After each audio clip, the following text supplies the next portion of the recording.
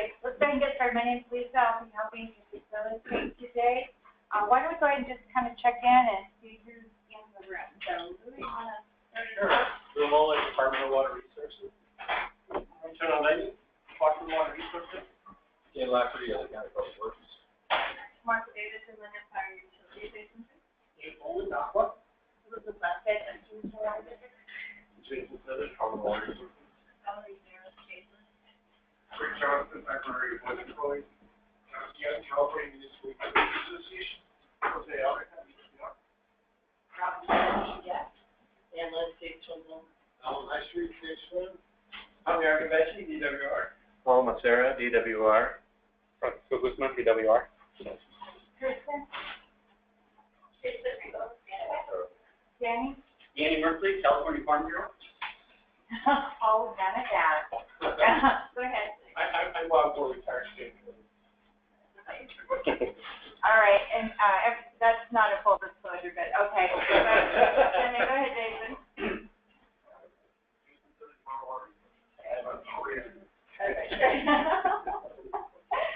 Thanks for being here, Bob.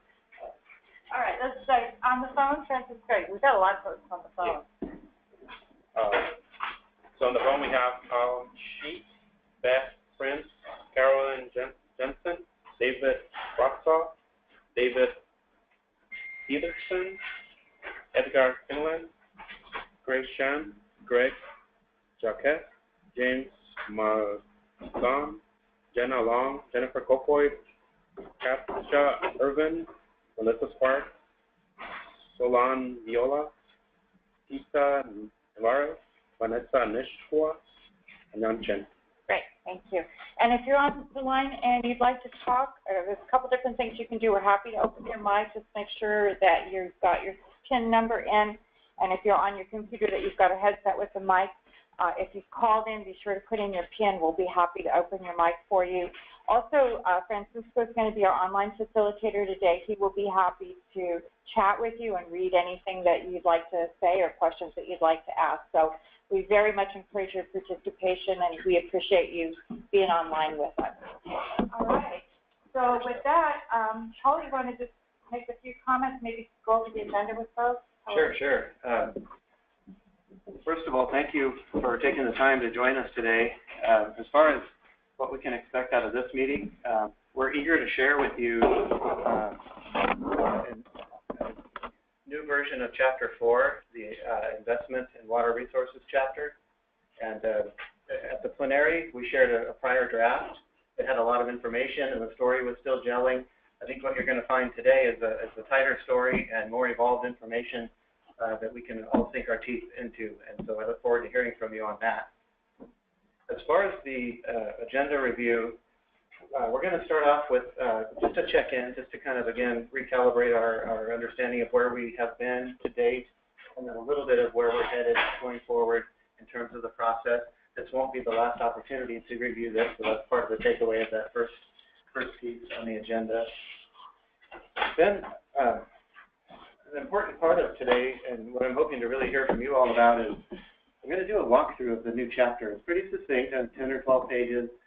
And prior to jumping into the numbers and kind of refining the messages, the team would really like to hear from you about the overall approach. Is the storyline hanging together? Is it the right story that we need for the chapter to do its job? And we'll talk about that in terms of what we're expecting out of the chapter relative to the whole document. So that's an important kind of high-level pass. So a walkthrough of the entire document. After that discussion, we'll go into more detail. And so then we'll talk about some of the numbers that are emerging, some of the preliminary numbers that are emerging behind the actual trade-off assessment and so on within the chapter. And so we can roll up our sleeves there as well and explain kind of the genesis and substantiate some of the basis of some of the numbers that are emerging. And then I'd like to check in and hear from you all again. Is this type of information useful for doing the job of this chapter? Again, I'll mention that shortly, what that job is. But basically to set up the funding recommendations in Chapter 5, so to hang together in terms of the whole story throughout the water plan. After that, we will get into, at 11:05, we'll talk really at a high level about the implementation plan and funding scenarios, which is Chapter 5. of Update 2018. The chapter is not, we're still drafting the actual narrative, but I think what's most important here, again, is kind of the same question as I said early on before. Is this the right information such that the policymakers and decision makers can do their job effectively? Do they have the knowledge they need to make informed decisions? What else can we provide in Chapter 5 to help inform decision makers and so on? So that'll be the final discussion of the day. Then we'll wrap up with some next steps. I mentioned this won't be the only opportunity to weigh in on this draft. And so we'll lay out the specifics in terms of a collaboration guide and other tools to help you stay engaged if you're able and willing. We do have folks in the room that are with the advisory committee, and we are planning to have a briefing. So as the whole document is pulled together, and we'll do that online, but we always have the option if you want to come sit with us during the briefing. But that'll be something in December. We're just trying to work through text on that right now, but we want you guys to see it all together one more time. You are seeing, though, pretty emerged stuff except in Chapter 5. So today is a really good time to, if you have comments, to get them in the room. Also, I'm expecting a riveting meeting, and we have a lot of coffee and sugar. So if both those things are true, so please help yourself, because I'm carrying them back. I have a wagon, but it really looks strange when I'm running around with it. So please take as much as you'd like. Okay, with that, Lee, what have we been up to? All right.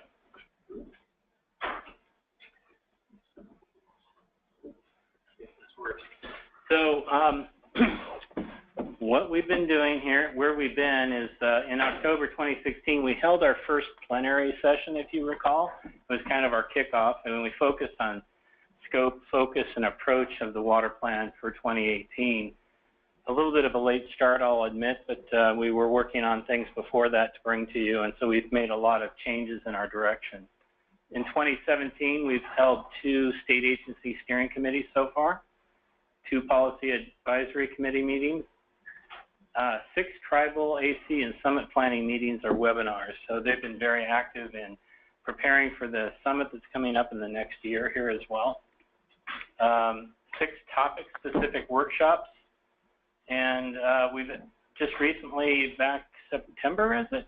Feels like it was just yesterday, the plenary meeting for a second annual plenary meeting that we held in September, which was very riveting as well. The feedback we got on that plenary was that we had so many topics that everybody was interested. They were torn between going to the different sessions that were 3 parallel sessions at times. So the best ones were the ones that I were in. That has nothing to do with me, though. Where we're heading today, we're still processing the comments on the plenary draft. We're, of course, here at the funding workshop this afternoon. We're going to have a state agency steering committee. We're going to have an administrative draft in January, so that's where my nervousness comes from at this point. And they may not know what that is. Do you want to? So we need to get to our agency an administrative draft to them so that they can review. There's a lot of lead time for review of that kind of document, and make sure that we're on track with our agency as well. So we have to kind of have that, and then our, of course, DWR executive has to take a look at it too and give us any corrections, course corrections that we need. We have time to do that. Folks that have joined us that aren't regular water plant people. So if this is an early meeting for you, there are people that have been working on this for many years. I'm looking at the audience. I recognize folks that have worked on this for at least 20 years. So if it's new to you, though, the water plan is the document of the executive branch. So it's prepared at the DWR staff level, and then it works its way through the system, and eventually ends up at the governor's office. And then the governor's office reviews it, and then it's finally approved for release. After the plan is released, it's then turned over to the legislature, but it is the executive branch's document. And I'll just add, with the administrative draft, the intent of it is to get buy-in from Natural Resources Agency and obviously, as Lou said, DWR executive for the release of the public review draft sorry if I'm getting ahead of you, but I just want to make that connection clear with the admin draft and public review draft. Right, so that's what the purpose is. Then there'll be the public review draft release. I'll let Luke go back to his. Yeah, so in February, we're planning to have that public review draft out. So that gives us plenty of time. We're going to have a few months, I think, right after that to have a review period. I don't think we've actually set that review period, but typically we're going to have a few months to have you all give us back feedback on that so that we can course correct. We'll pretty much have the plenary in fall. We probably will be close to our final by that time of the draft in the fall period, then wrap up towards December. We have to get it out by December. That's just our absolute drop dead date. Isn't that right, Ken? Because it's never been late before. Well, it has, but this time it will not be. Okay. Because it's always a first. Trying to bend the curve. And the administration is interested in seeing the plan finished during this term of it. Good. Thank you. Okay, any questions to Lou? All right. And anybody online, Francisco, with questions? Nope. We're good. All right, well, let's go ahead and turn it over to Paul and jump into our main course. You know, one thing I failed to point out in the before we jump into Chapter 4, you also should have a handout on Chapter 1, the water plan. Does anybody not have Chapter 1?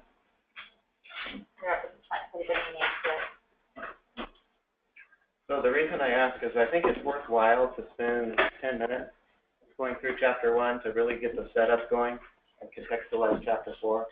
Obviously, drilling right down into the numbers and funding mechanisms and messaging, I think it's important to have kind of that common understanding of where the water plan is going overall and then where the funding discussion fits in.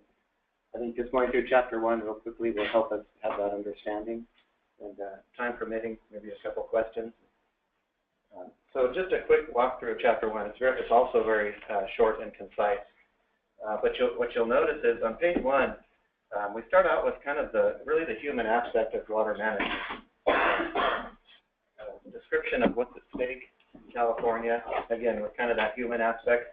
The second paragraph gets into more of the physical aspects of California water management. So things like the fact that we're almost consistently either in a drought or a flood, or very commonly sometimes in the same year. So a tale of two extremes is the way we're characterizing the physical attributes or aspects of water management in the setup of the water plan. And then the third paragraph is kind of the management aspects. So, for instance, suggesting that a shift from kind of the more reaction-based type management to a little more proactive type of management could benefit California water resources. So that type of messaging, kind of the overall, a little bit of a paradigm shift is really what this is intending to set up. Fourth paragraph really sets up and affirms the intent of the water plan to focus on statewide sustainability. And as those of you who have been through this or even reviewed some of the documents realize that is really a key theme of this water plan. So this is the introduction of the theme and an affirmation of the fact that it's important for this plan. So on the bottom of page 1, the setting for update 2018, this really starts setting up the context of the water plan, a little bit of history, not a whole lot.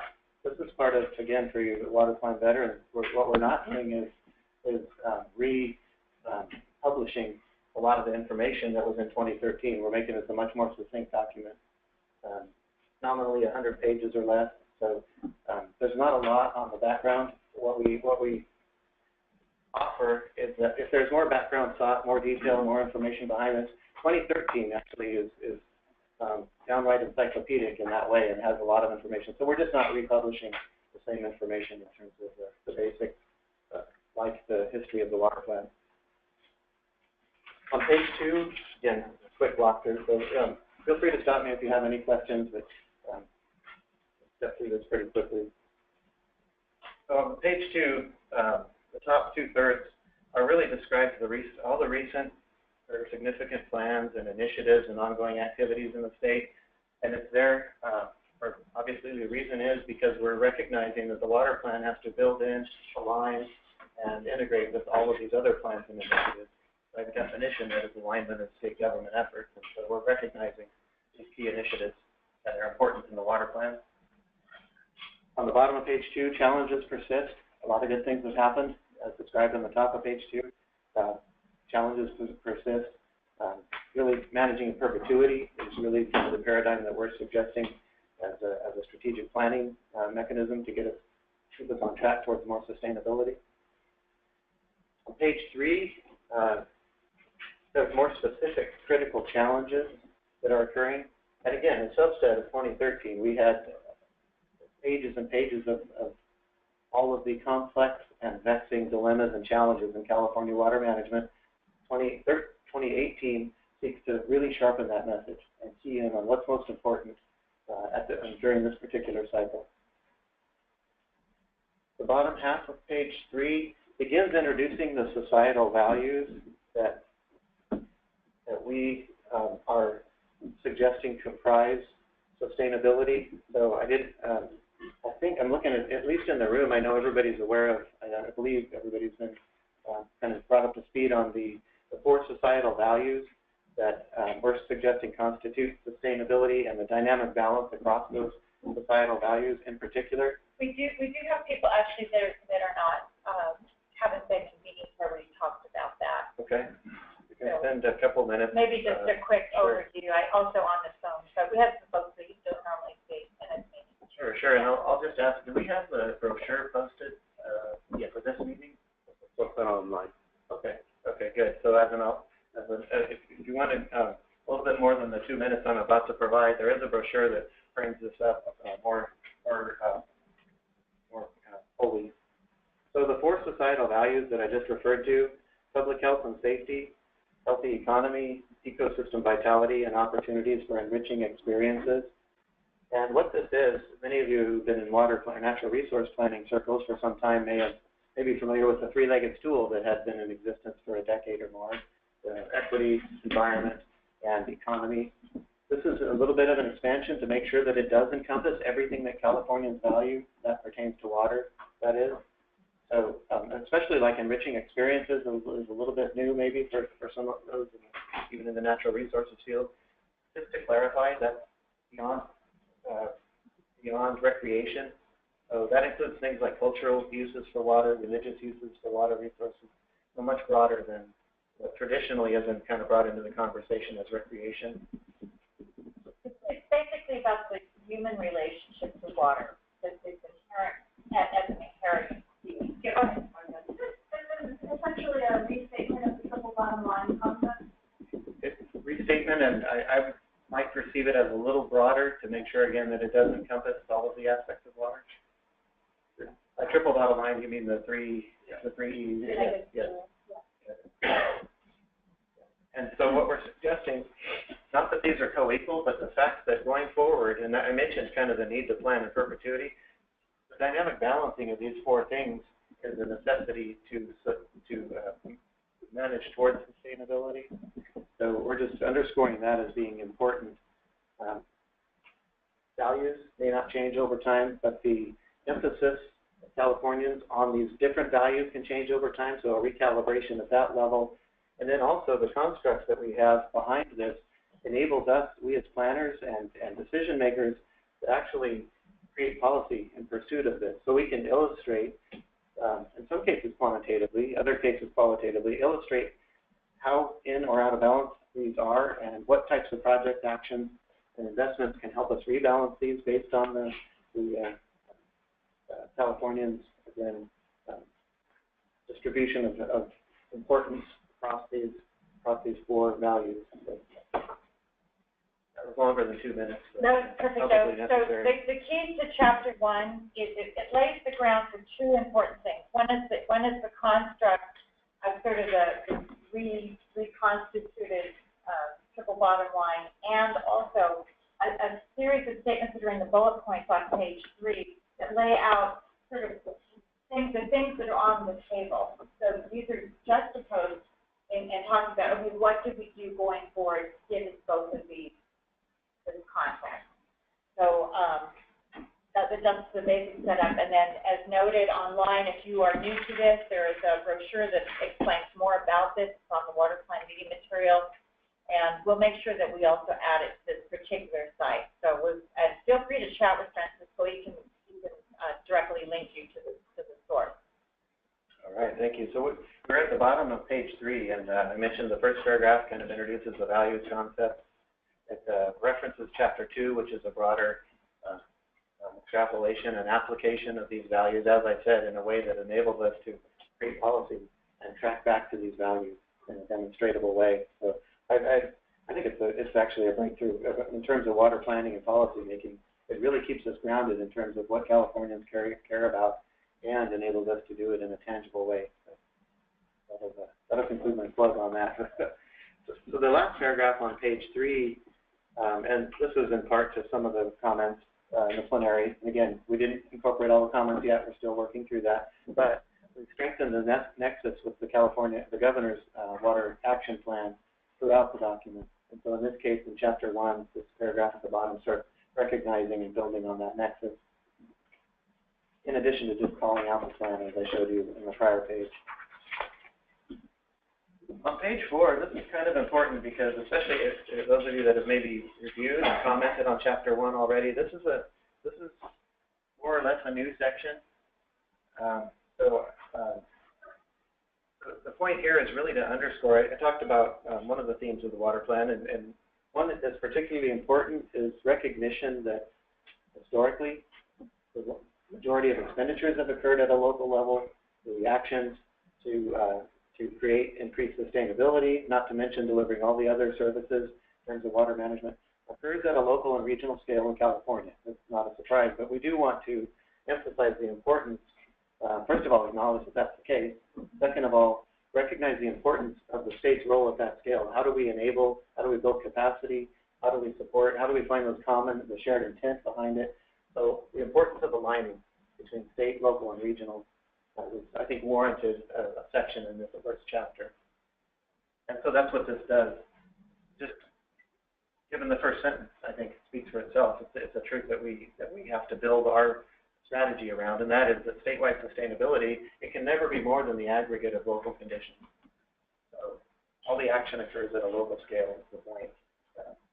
And so to effectively manage at that scale, as I said, most of the work needs to happen at that scale. It's really identifying the state's role and how we can align and support and build capacity is a critical tenet of this water plan. Did you have a question? Well, yeah, that seems to be the opposite of mandatory water conservation. Where, for example, you've got areas up in Del Norte, Eureka area that receive over 100 inches of rain when we were having a drought, and they're required to have mandatory conservation when that water doesn't flow to anybody else, but it actually flows right after those water right holders straight out to the Pacific Ocean. And so just, I don't want to bog us down, but it just jumps out at me as contradictory. Yeah, one thing I can say about that is that from a strategic planning standpoint within the water plan, we're trying to afford the opportunity to kind of get out ahead of those. Again, that in large part is kind of a reaction to something that we weren't able to get out ahead of in the last 2 decades in terms of reducing the impacts or occurrence of droughts, for example. So I would say this is kind of a parallel conversation, trying to get out ahead of that. What types of strategies can we implement going forward to better enable regions to be more drought resilient, such that those kinds of things don't have to happen in the future. And I think it's all, and also, so part of what the water plan is also looking to do is recognize the importance of local management and regional self-direction. So it's what does the balance look like between what the state's role is and what the region's role is, and how do you address things like that? Like you just said, Danny, like what you do in Eureka is going to be completely different than what you do down in Imperial County. It should be, but the state did not allow that. Right. Right. So this, hopefully, as you're looking at this and thinking about it, this is a really good opportunity to tease that out. So look, as you're reading Chapter 1 and Chapter 2 both, probably you want to pay attention to that. Also, in the recommendations will be in Chapter 3. If you see something there that would kind of drive, that'd be a really good place to jump in. Okay. Thank you. Oh, go ahead, Martha. Yeah, just to tag on to that, I just wanted to say something interesting, and I'll, obviously as we reread this and give you some written comments, but I think there is a distinction between what happened during the drought and the lessons learned from the drought and the argument for the legislation that is going forward right now, which then fits into your framework. What does it mean to have forward-looking anticipatory planning? And I think as you go finish through this, I think one of the things that will be very interesting to at least put a solid footnote on, if it isn't there already, is just how rapidly different water use trends are changing. And the data that goes with those trends is really important to analyze, like the groundwater report that just came out from DWR that I was talking with Camille about, because it's that information that needs to be the basis for this long-term sustainable planning. I mean, we can't assume the past. We have to look at how things are actually changing underneath our feet. And then that's the basis for moving forward with new information, better information for sustainability. Thank you. Anybody else want to hop in on that? Yeah, I've been intrigued by this term alignment since it was first coined back in 2013, I think, maybe before that. Maybe it was 2009, I can't recall exactly. But the idea seems to be that we are, as a state, trying to align our overall governmental efforts at all these levels of government to better achieve these kind of multi-objective, triple bottom line kind of planning objectives going forward. And there is this dynamic tension between the different levels of government. And I guess, having not read this, but appreciating a fact that it's here does acknowledge something that local governments have been saying quite a long time in this kind of context of California water planning, is that there is a really important recognition that a lot of the action is at the local and regional level currently.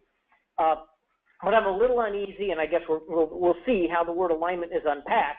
If it means that the state's going to align all these efforts at the local level in some kind of homogeneous, kind of top-down command and control way, that's clear that we, as local agencies, aren't going to really support that. We don't think that's the right policy going forward.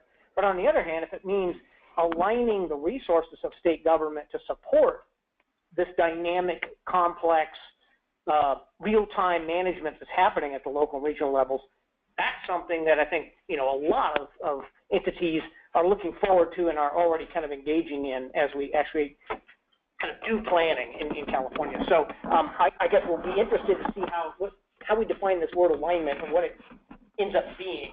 And I'm still a little uneasy, I'll have to just say, about the fact that it might be both and that there could be a big emphasis on sort of top-down alignment, similar to what Danny was talking about with this instinct, this knee-jerk reaction that we have a drought in California, therefore everybody has to step up and do the same thing, and there was this kind of command and control tendency in that reaction, in that regulatory reaction, and yet, as Mark is pointing out, there's an attempt to step back and say, well, what are we already doing, and how can we do it better? All right, let me just, Lucy, is this something you want to comment on?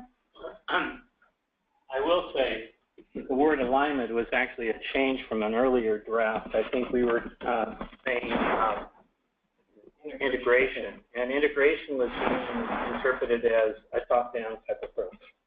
And so we switched to alignment, but that was not our intent. Our intent is your latter statement. And it actually reflects a lot of what we're trying to do now, the Roundtable of Regions, your agency, and your group as well. And So AQUA, yeah. AQUA, but also trying to think, Environmental Justice Coalition for Water, the 3 signatories to that letter. And we're trying to get that a little bit. The state had received a letter commenting on some concerns about sort of the regional alignment Well, it basically, and I'm going to paraphrase, that it basically said, let's start implementing the stakeholders' suggestions in the stakeholders document that came out a while back. We are looking at those things. The water plan has a role to play, and so we're trying to advance some of those. Largely, this language is kind of a first attempt to try to, incorporate that into the water plan. Mm-hmm. So I understand your, concern, but I think we're heading towards where you want us to go. Mm-hmm. I hope. Yes. This is how we are.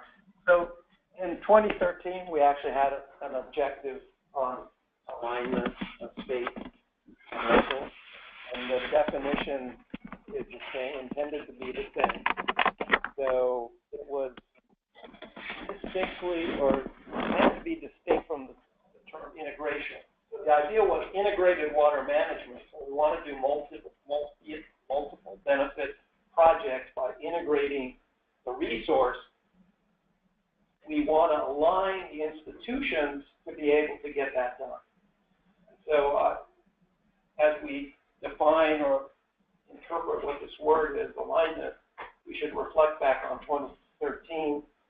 There's an objective and a number of related actions that go to describe that. Okay, thank you. Anybody else? Okay, Jason, let me run back with mine. If you're on the phone, we have this thing that looks like a flying saucer. And one of the pieces talk about sustainability and kind of really highlighting what these societal values are. One of the reasons we're emphasizing in here is to be able to help the state and then also locally set intent around those societal values that we are trying to move towards. And so if we can get DWR and then bring the other state agencies along with us to align around these, we feel it'll be more effective for us to plan around this aligned intent. And that intent wouldn't just be from the state. We would work with federal agencies, local agencies to make sure that we're all starting to align around this intent of what water managers can do to move us towards sustainability. So we're not, we talked about the four societal values, but it has a bigger piece in the story later on as we go through this process and talk about how we're going to start implementing these types of things, setting the intent for what we want to do, and then, looking at how we're achieving that intent. And your point is a good point.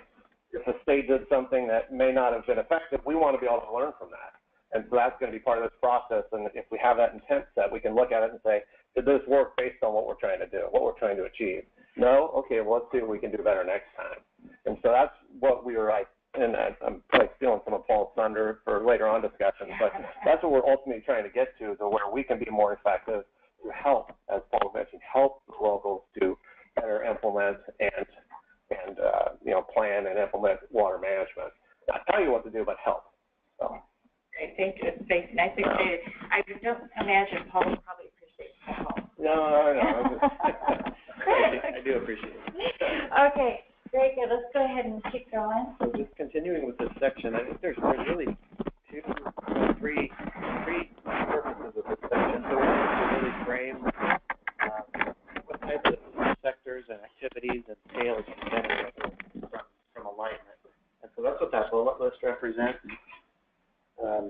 which is that depending on what aspect of water management you're managing, or sector, if you will, fish, floods, water supply, that matters in terms of what scale you work at, what the optimum scale is. So things like flood and fish, I think we point out, is really a watershed scale tends to work best. Sediment transport, obviously another one for watershed scale works best. And there's other scales, groundwater use and recharge, right? There's the necessity to plan at a certain scale with, again, quick to add to the footnote that these activities at all scales would benefit from being aligned. Ideally, generally a watershed scale seems to be an emerging consensus, but I also want to be quick to say that's not a suggestion or a recommendation per se that it occurs in the immediate term with this water plan. And the next paragraph kind of elaborates on that as well. But again, just the first part of this is there's a bunch of things occurring, different activities at different scales throughout California, yet they're all occurring within generally interconnected systems. So how do we zero in on that? And I think just to kind of elaborate on what Jason was saying is, I like to think of it as form follows function. What do we need to accomplish, and then what's the optimum scale to accomplish it? And of course, with again, the overarching recognition that collaborating across these scales and across these sectors is always beneficial in a system. So that's kind of just setting the playing field, kind of laying it out, framing it up, if you will. The second thing from this section is that kind of calling out or signaling where state government can go in terms of continuing integration, or not integration, engagement with the regions for tasks at hand, things that are currently underway, and for the immediate term. And so that last paragraph kind of sets it up, saying that the value in coordinating with regional water management groups, with GSAs, municipalities, at all of the scales is significant. And what this is suggesting is state government should continue doing that. And going forward, we should coordinate with all of those groups plus more. That was just a sample. If we are to broach any innovations in how we manage at different scales, like a watershed, we engage in that discussion collaboratively. That's forward-looking. That's 10 or 20 years down the road. So in a sense, I think, Dave, like you said, it is kind of an and both. However, the second part of that is this is signaling our intent to work with, to partner with the regional and local entities to make that happen. And again, at a form follows function scale, not an arbitrary delineation of this works one size fits all throughout California, but more of what are the tasks at hand in this locality, in this region, and what is the best construct to make it happen? Kind of those types of discussions at a strategic, long-term level. This copy art. So you may have heard me say it before, and I'll say it again. I think one of the cornerstones of this update has to be a clear articulation of what the most effective role of state government is to empower and enable local and regional water management. And I think that's where we often talk past each other, especially when we jump into the funding discussion. Because before we have agreed on what the role of state government is and what services it is best equipped to provide, we go about costing and asking where the money should come from. So if we don't agree what the role of state government is, it's really hard to cost it out and to say where the money should come from. At the 11 o'clock hour, we actually have a worksheet. We want to have that discussion further. At the plenary, if you attended, we actually had a full breakout or a plenary session on this topic. So we really need to, in this update, be even more clear of what are the things that state government can do to help regions and locals that is more cost effective than if each region tried to do that on their own. For instance, run their own global climate change model. Each region running their own and coming up with climate data. That's just one example. And so this is really as or more important to nail down than where will the revenues come from. I'm going to go back to Danny, and I just want to note too that we actually, and I suspect I had some help from folks in the room, that we're seeing some folks in this meeting that are from local agencies are larger than we normally see. So this is a really important So I was just going to tag on that a little bit, Camiar. Sometimes often when state government can offer some assistance, those that need it the most are the less sophisticated, have the least amount of resources, and aren't able to access those because of the process. And just something to think about. I'm thinking of some of the smaller, more economically disadvantaged communities that have a hard time accessing grants or assistance for things because they don't have the wherewithal to find their way through that process, which is challenging for anybody. That's really a good point, and I'll just point out there are some recommendations in Chapter 3, and they're still evolving too in that vein. And then there's a little bit of content too on Chapter 4 that addresses that. I'm glad you brought that up. I don't mean that as criticism. It's just a recognition of what we've been seeing. And then, for those of you on the phone, that's Danny Merkley that's talking. Anybody else? Okay. All right. So on the bottom of page 4, there's a long-term vision, priorities for water sustainability. Really, the point here is to articulate a vision that's clear and, in a sense, inspirational to help guide management of water resources toward a common future/vision. And I won't go through and I'm looking at the time, probably need to jump on to chapter 4 here pretty soon, but the point of this, it's described in terms of the 5 priorities for update 2018. So, and that list is actually on page 5 towards the bottom. So those 5 things: improve alignment, improve regulatory framework. Those are the priorities for update 2018. We call them kind of the foundational gaps and urgent needs. I mentioned that this water plan is really wanting to focus in on what's most important over the next 5 years to begin implementing. We're building the story around these 5 things, including this long-term vision on what the vision future can look like relative to these 5 things being improved.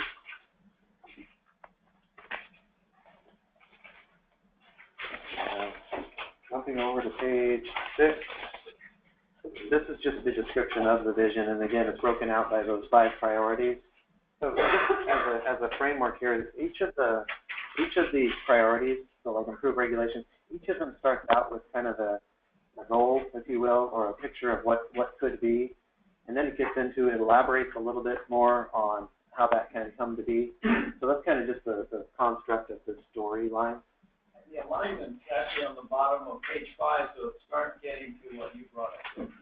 What do we mean by alignment? Right. Yeah. Thank you for flagging that. So on page 7, this is something I also wanted to flag for you because this paragraph and the section title are new relative to the plenary draft. This was formerly the section called, what was it, Evolving the Evolution of the Water Plan, or something to that extent. It still does that. However, we changed the emphasis just a little bit to signal our intent to leverage accomplishments that have occurred in the past, and then also to adhere to and advance commitments that have been made in the past. And this describes what that means. But in a nutshell, it's really highlighting the value of leveraging what was done, like for 2013, for example. And there's recommendations that have been moved forward in this water plan from update 2013, and other constructs. The finance framework has been used to shape 2018, the finance framework from update 2013.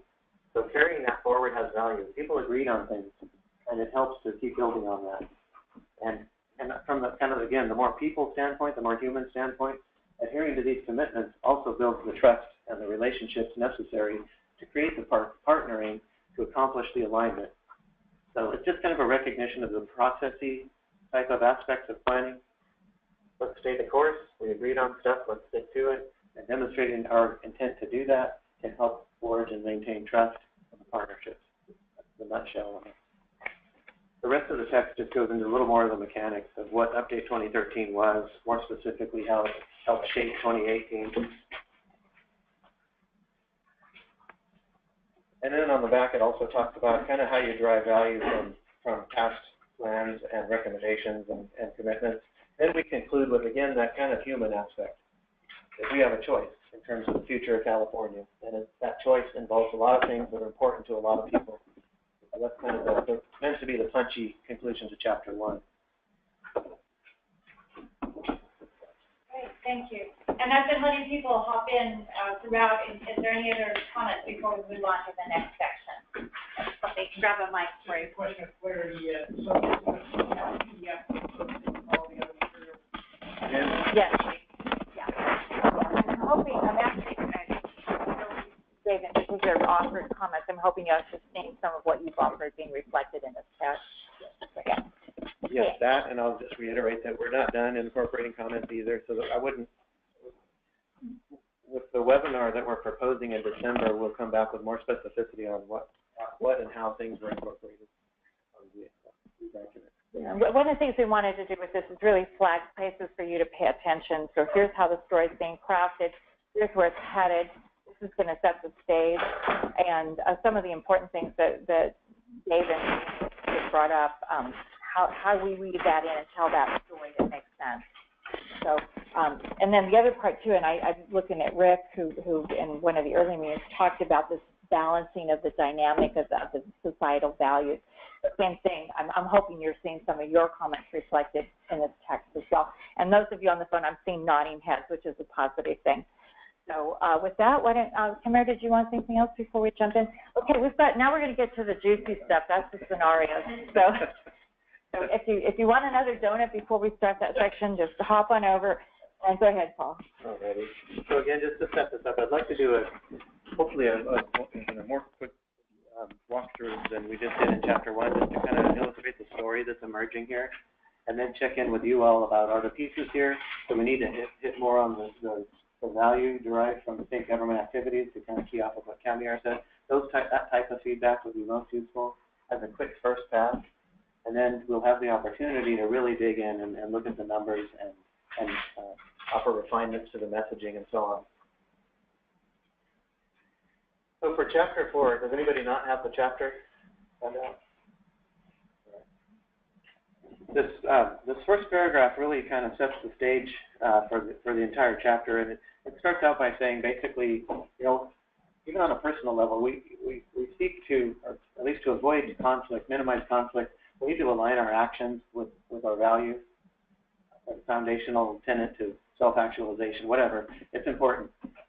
Same is true in terms of our investing. This is saying putting our money where our values are. That's what this first section begins describing. And so it really sets the stage in terms of how these values that I just described really a moment earlier in terms of Chapter 1, how these values kind of play out in this funding discussion.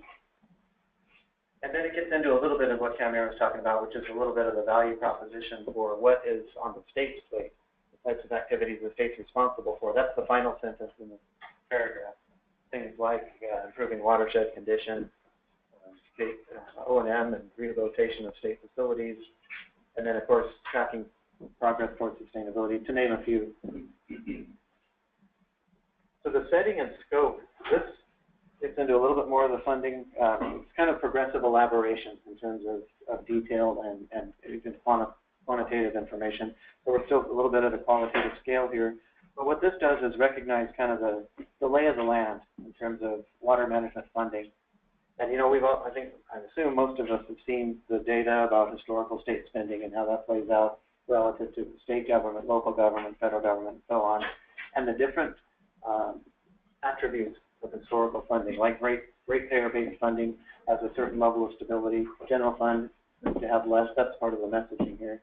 Geo bonds are generally unforeseeable, but play an important role in terms of capital investment requirements. So just kind of laying down some of the basics of water management funding at different levels of government. It also kind of keys in on, again, the scope of this water plan, and this chapter obviously in particular is where the state has major responsibilities. And so that's where we get into the DACs that are called out here, things like legacy impact, ecosystem management. Disadvantaged communities. Yes, thank you. So the point here too is to kind of calibrate the reader to this is the type of thing that this chapter is focusing on. It's the state roles and responsibilities, and here they are at a general level, things like ecosystems. And the second part of that message is generally funded with things like bonds, general obligation bonds, and general funds has tended to be not adequately stable to contiguously manage across these types of activities. And we just talked about disadvantaged communities and some of the challenges there. Certainly ecosystem kind of speaks for itself in terms of funding concept and funding availability. So this paragraph is kind of important because it really sets the tone for what this chapter is all about. Let's go to Rick. Yeah, no, I agree with you. We're a little frustrated right now. We're in the process of working over with the legislature and the governor's office and finance and everything. We're coming off a 5-year drought. We had one of the wettest years on record. Orville occurred, and it seems like we've lost all momentum over there. And for example, just take itself, we've got $136 million this year in federal funds that the state doesn't have a matching source for, and we can't seem to generate any interest. So I I don't know what the answer is, but it's important that we fix it. I don't know. I mean, if that hasn't done it, I'm not exactly sure what's going on. It's more a frustration, but this is important. And I don't know what the trigger is.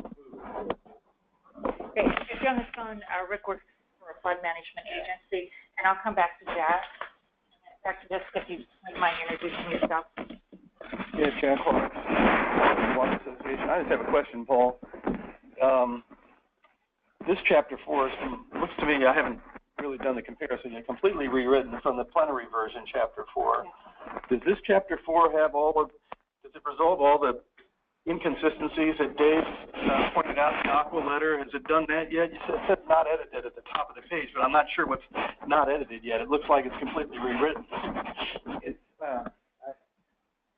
So I just want to compare, before we get into the discussion, just compare this version to the plenary version chapter. Yes, well, The draft. and the most basic level will be three drafts. We have the plenary draft, and then we're going to have the public review draft. This is kind of a step getting there. So yes, it's intended to address a lot of the comments. We're not there yet, so that's a bit. But we did want to afford you all the opportunity, this kind of midstream part of the time to weigh in as we're evolving through the public review. All right, because Dave's right. We got to clean these numbers up here before we even start making any, definitive decisions on the recommended actions. But it's actually just for the group's benefit. It's one of the reasons that we're having a funding workshop today is to get feedback right now before we move into the administrative draft. So there's a lot of progress, I think, for those of you that have been tracking this from the last version. And also, there's still some holes and glitches in it. So this is a fine-tuned thing, and we really appreciate you guys being here today because this is the group. They need help with this. It's not things that they necessarily live with every day that you live with every day. So your input today will be critical. I would be interested if you can also kind of keep that question in mind when we get to the end of this walkthrough. Is the messaging kind of cleaned up and does it flow better? I think it does, but I'm eager to hear what you all think. Yeah. Is more succinct and hopefully more clear. Go ahead, Dave. Yeah, so actually, Paul should let Paul unpack this thing, but I'm already seeing in the first couple of paragraphs a lot of clarity about the kinds of funding and the levels of funding that was of concern in my comments. That previous version was kind of smushed up in a somewhat unrecognizable way, and I'm appreciating some of the clarity. Good, thanks. Okay, and we'll go ahead and let him just keep going. And thank you, Jack, for kind of calling that out a little bit, because that's exactly the help we need from you today. And if you're online, we really need your help as well. So feel free, Francisco's ready. He is a fast typer. We do have a question. Okay, go ahead, Ben. They want to know if Chapter 4 will be the place where the future of IRWM will be addressed. Is Chapter 4 the place where the future of IRWM will be addressed? And for those of you that are not familiar with that conversation, what that's about is there's been some discussion of there's been long-term IRWM programming that's been integrated regional water management programming that's mostly been funded through bond acts, and there sort of appeared to be a transition of some sort. So people are wondering, how does that play out? How does that continue to move forward or not? The short answer is yes. Virtually every chapter will continue that thread. Chapter 1, we illustrated, we signaled the kind of position and approach proposed in the water plan, which is leverage the regional water management groups for immediate term activities and engage regional water management groups for innovations going forward. 2 tracks. Chapter 3 will include a lot of recommendations, including from the regional stakeholders perspectives report. So we're going to recognize the value in that and advance some of those recommendations in the water plan. Chapter 4 is going to talk about how we pay for that, how we pay for the recommendations in Chapter 3, which includes local assistance going forward and includes a specific role for the integrated regional water management plan. So if I understand the question, I think Chapter 3 is where the use of the new recommendation and under the five categories, each one could have a water planning and management recommendation. It's not like all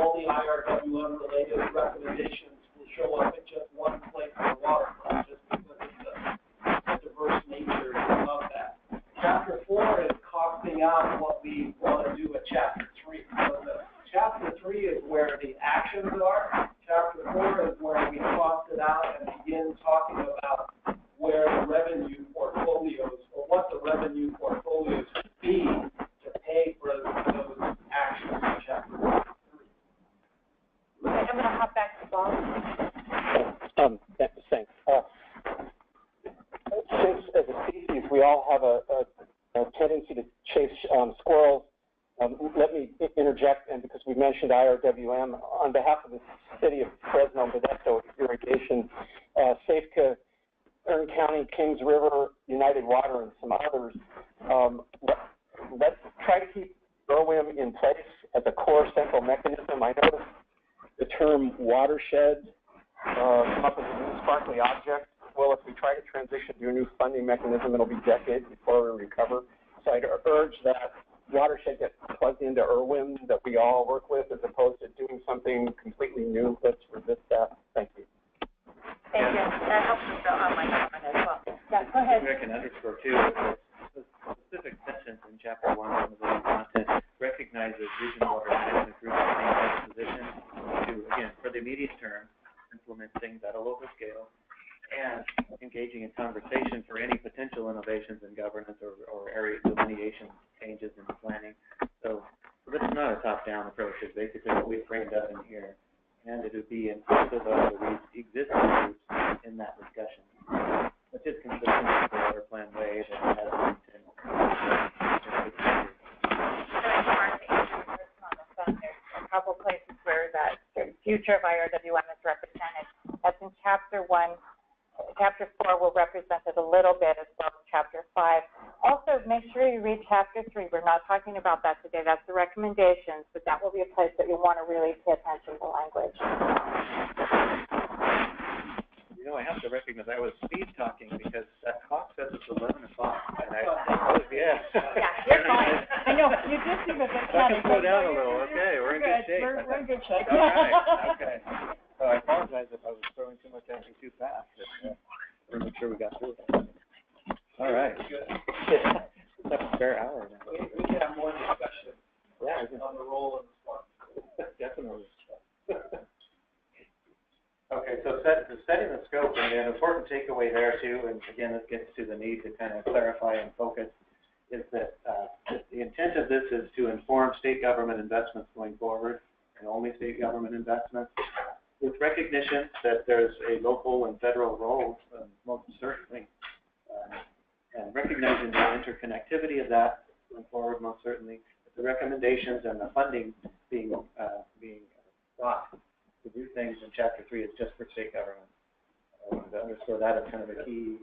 Can I just put a footnote on that? And that is part of the role of state government is providing financial assistance, local and regional efforts. So there does have to be some assessment of what's the total need for that, so that we can identify what the state cost share could be or should be. So while it is what the state investments are, a part of that investment is providing cost share on local projects.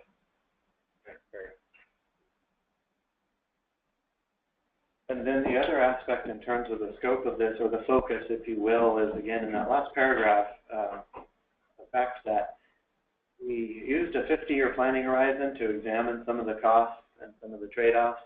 However, consistent with the stated goal of this water plan to be focused and sharpened and implementable, we're focusing on the next 5 years for the recommendations, and that includes the funding recommendations. At the bottom of page 1, building on past accomplishments and commitments, this gets back to what was set up a little bit in chapter 1 with that new text as well, is that obviously conversations are complicated. The funding discussions, particularly with water management at different levels of government, very complicated, sometimes contentious. And at the same time, for 2013, I think it was a breakthrough that there was broad agreement on a lot of principles and shared values for creating a state finance plan. And so we wanted to acknowledge that explicitly and bring it in explicitly into this chapter. So on page 2, this isn't fully developed, so I may not want to spend a whole lot of time critiquing this table, I'm welcome to comment on it, but the left-hand column is kind of a synthesis of what was agreed upon, so to speak, in update 2013. And then in the right-hand column describes how it's being brought forward into 2018. Whether or not this needs to stay in this chapter, we can also talk about, or does it belong maybe in an appendix. But needless to say, I think it's important to call out specifically what was agreed upon and how we're moving forward on that, and reaffirm it as a group.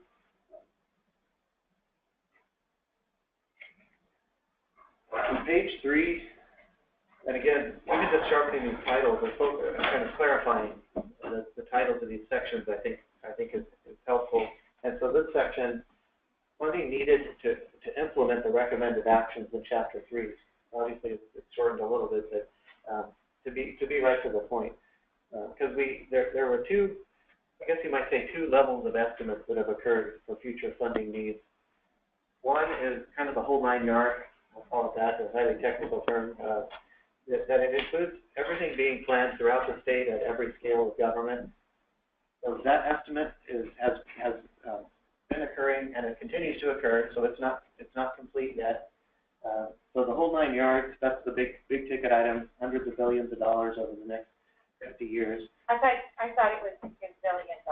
A gazillion.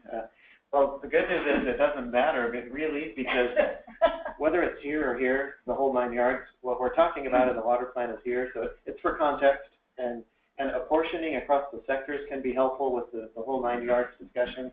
What are the funding gaps in flood management, water supply, ecosystem? The proportioning of the total funding needs can be helpful, but the ask in the water plan really isn't contingent upon whether it's a gazillion or 500 billion. Does that make sense? That's an important clarification. So Does it make sense? No, Danny says it doesn't make sense. So, but don't write it down for me. It's important. It's important, and there are folks that haven't been in other meetings that if it isn't making sense, we need to explain it. So, do you want to help, Dave? Well, I just wanted to make a policy comment, but that was part of the concern I had in our comment letter with Aqua is, the difference between the whole 9 yards and the immediate ask. But a more important policy question that's still going to be on the table is, if we all agree to the immediate ask in the context of 2018, what's that imply about the whole 9 yards in following water plans, and just the idea that if we start putting mechanisms and asks in place, do we need to own up to this bigger picture for the citizens of California? Do they, and I appreciate the fact that you're still keeping it in there. We need that context. But that context is really important from a policy perspective. Just kind of stay with me for a second. In part, the whole 9 yards is problematic because the number is so big that it's off the table to start.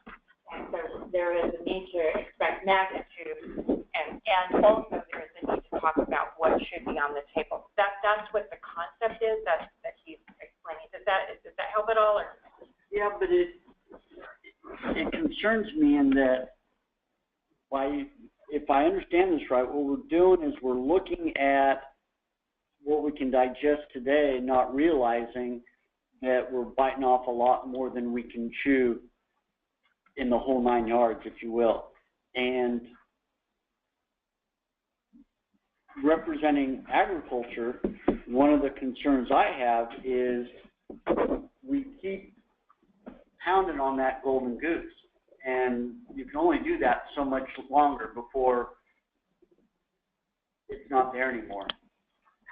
So I'm going to, Valerie asked you to hop in, and then I'm going to say let's stay with the chapter a little bit longer, and we can, I think a lot of what Danny's talking about, we'll really have some stuff to look at in scenarios.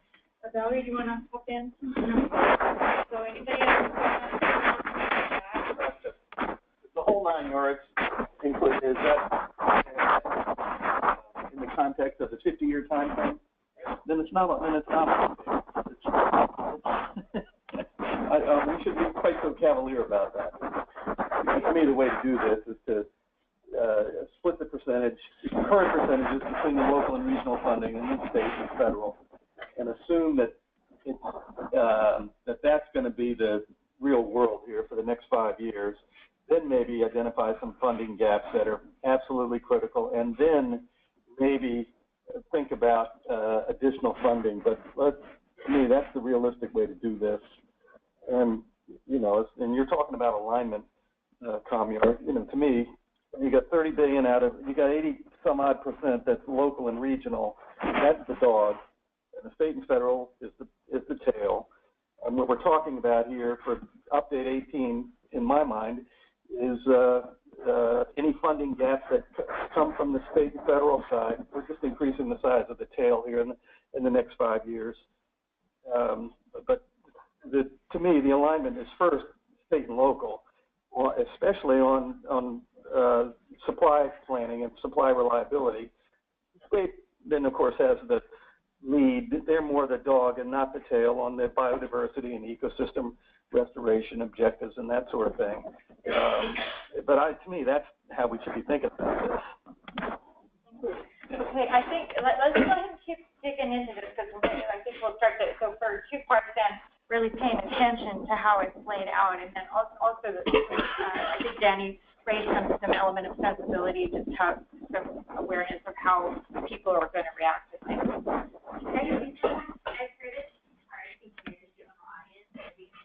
Okay. So just put it in The wandering around makes it hard? Yeah. Is it making too much? Okay. All right, we'll try the middle then. Let's try to put it in the middle, and if people can speak up for like a question. That'd be good. And then also on the phone, keep giving us feedback, because we're flying blind here. All right, so again, if I could just ask you to remain in table as we go through this as kind of a storyline, and then we can check back in and say, does this make sense? What elements are missing? And then kind of drill down into the numbers and how things are characterized and a message. So continuing on page 3, funding needed for recommended actions. Well, the way we've characterized the big picture is more for contextual purposes, which enables us to then key into, again, what the thrust of this chapter in this water plan really is, which is what are the costs of the actions that are laid out in chapter 3, that are recommended in chapter 3. So we have the context. There are hundreds of billions of funding need identified in plans throughout the state at every level, and there's a set of 36 or so recommendations in chapter 3 of this water plan that need to be funded, so that we're seeking and proposing funding for. So 2 different discussions. One is for context, and one is for actually moving forward with implementing the plan. And so that's what the latter half of chapter 3 gets at, is there is a cost to implement the actions in chapter 3. And again, let's circle back on the numbers before we, let's go through with the storyline first, if you would humor me, and then make sure that the story throughout chapter 3 is effective. So the cost of implementing chapter 3, that's called out at the bottom of page 3. There's a table on page 4 that itemizes the numbers, and again, we'll circle back with all these numbers. But just the takeaway from the tables are that there's kind of 2 ways of arraying the information. The top half of the table are these themes or water management sectors, so flood management, and I talked about the value of that, the whole 9 yards of the big picture estimate in terms of the proportioning across these sectors. That's useful information, perhaps more useful than actually getting the whole large 9-yard price tag actually correct. So there's that. That's the big picture across sectors on the top half of the table. The second half of the table is again the crux of chapter 4. I'll keep moving after that. It's the actions in chapter 3, and they're organized by those 5 priorities that I just showed you in chapter 1, so that we can make informed policymakers can make informed decisions as to how much funding is necessary and how much funding will be provided to these 5 priorities within the water plan. So you'll see this common theme of these 5 priorities throughout the entire plan going forward. So we framed up the cost, estimated funding needs. Next, we talk about mechanisms. What types of mechanisms are available now or are conceivable to be available in the future to help pay for all this stuff? we recognize that it needs to be a mix because some things fund capital stuff particularly well, like yield bonds. Some things work particularly better for ongoing or annual expenditures. And an example might be state general fund in that case. So it matters which mechanism you use relative to what type of funding needs. And so that story, those attributes of the funding mechanisms is framed up in this section. This also talks about the value of stable funding. So we kind of, it's been out there as kind of an ideal. It's in the Governor's Water Action Plan as in Action 10, look for some more stable funding. This seeks to define its value a little more clearly. And so, it can help avoid deferred maintenance, avoid stranded costs due to construction starts and fits due to instability. Also, funding gap or data gaps that can occur, which can actually really diminish how well and our confidence levels, how we deal with uncertainty going forward with future investments. So it starts making that case for stability, the importance of it. So I talked about the unique characteristics. So on page 5, there's a description of existing and novel funding mechanisms. This is just a reduced version from the prior draft. So it's a little more succinct. So Paul, the term novel, it's an odd term. Yeah. What does it mean? It means that funding mechanism. Not new. New. We toyed with new, novel, and novel kind of emerged as Not traditional. That's not traditional. Not traditional funding, that's what that is. Okay, thank you. Provocative? That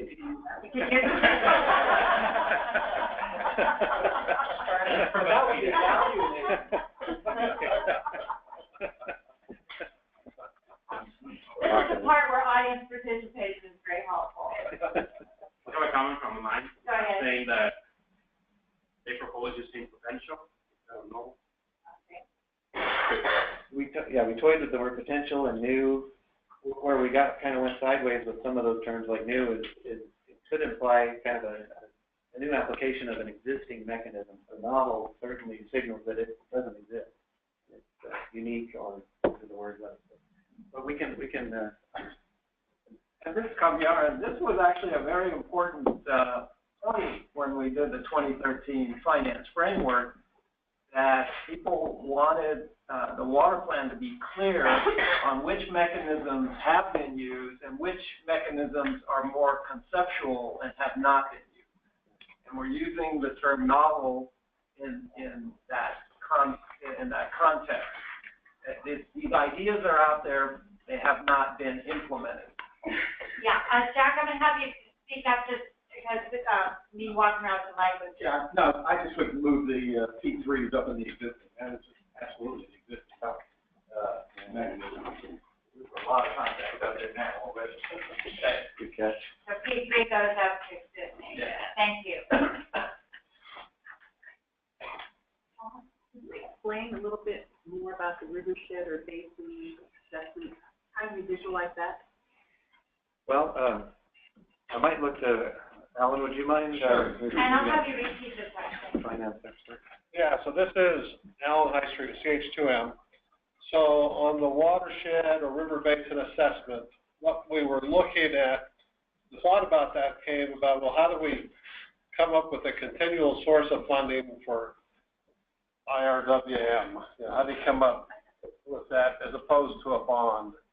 So the thought was if we could have some type of an assessment, and we're not sure if it'd be set up as some type of ad valorem tax, or if it would be set up in any kind of way. But what we're trying to do is have something, let's say a public good charge that would be charged in that area and be returned to that area. So you'd also, with that, have to have governance that would be able to take that dollars and then spread that money throughout the watershed. Who is it assessed on? Who pays the assessment, I guess maybe that's what I'm asking you. So if, for example, if it was an ad valorem tax, it'd be, in the property within that watershed. And then, Collecting it? So one of the options could be is to have the state collect it and take the brunt of the heat for this, and then have it returned back to the region. So that's been looked at in some other areas just this year, and it's illegal for the state to collect it and then kick it back to the local, because it doesn't end run around Prop 218. That's not my opinion. That's just what. Anything that would be crafted there would probably require some type of legislation. So that would be addressed at that time. so that, Martha? Yes, I'm apologize because I haven't been part of these conversations and the movies in the room. I'm curious about the funding mechanism list because I think about it in terms of some of the other innovative funding mechanisms that the state board's been exploring for example, stormwater.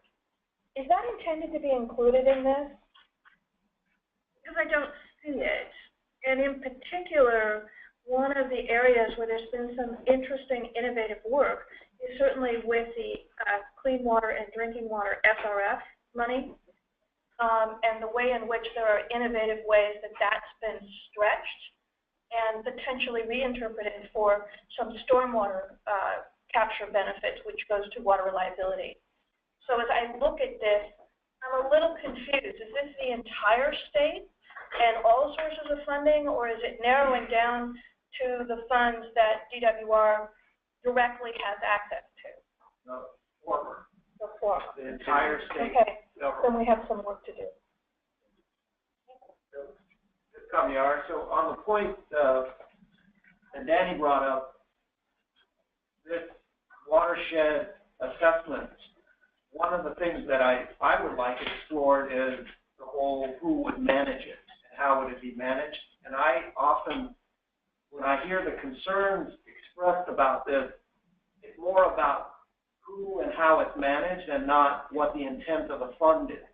I think many people agree that on a watershed scale, whatever the local regional folks define that to be, there could be a good utilization of additional resources assessed in that watershed.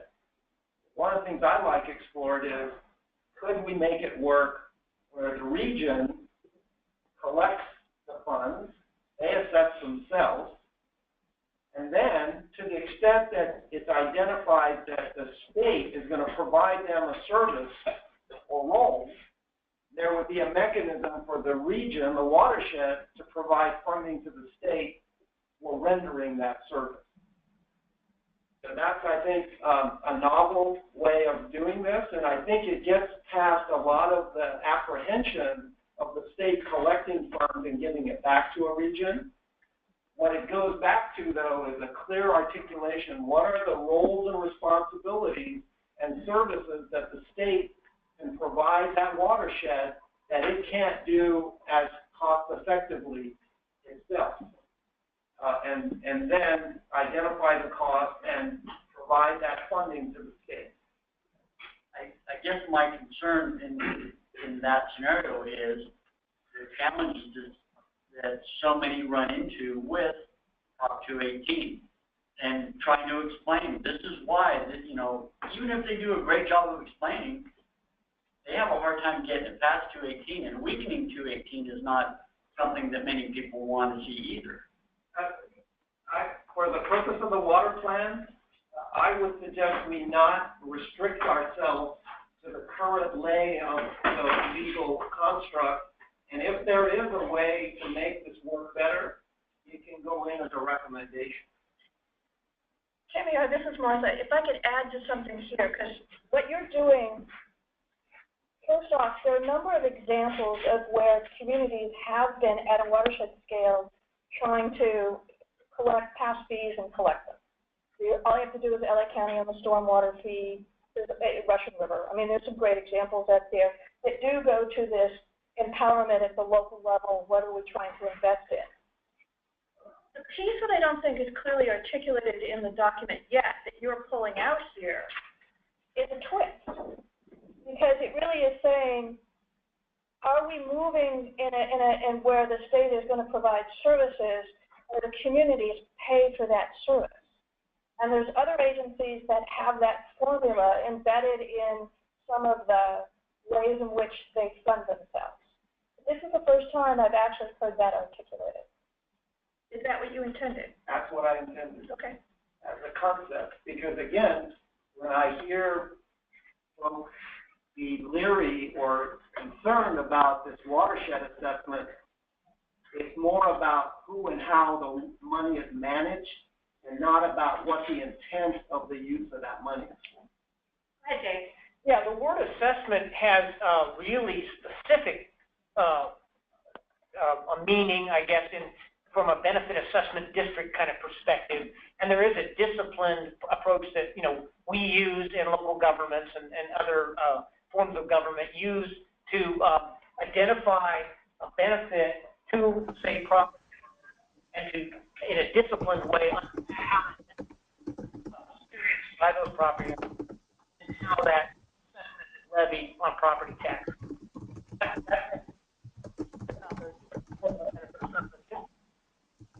This idea is a much more nebulous, broad articulation of what a benefit might be, and of course, the mechanism as well. But, we've talked a lot of times in the watershed management, and particularly headwaters management world, about all of these benefits that are provided by green infrastructure, by ecological services, whatever, and trying to somehow articulate what those are to property owners, to citizens of California, to generate a willingness essentially to pay. And unfortunately, that whole realm is really still in the world of academic discussion, and it's very difficult to figure out how to actually do that in practice. And this seems to be putting that on the table, this idea of broad watershed benefits that somehow then are articulated, are identified in actual amount, through time, and then are assessed on people's taxes. And could I just add to that? And I think it is an expression or a recognition that what we have done in the past is very sectoral and siloed, where each area assessed their own funding, and it did not benefit from the multi-benefit approach on integrated water management. And so this approach is intended to capture this new approach. I do have someone online. I'm going to go ahead and let them hop in. Also, I just want to recognize Frank Premier's here. I'm in the wrong. You're in the wrong meeting, but it looks like a good meeting. So It's a water meeting, it's the wrong one.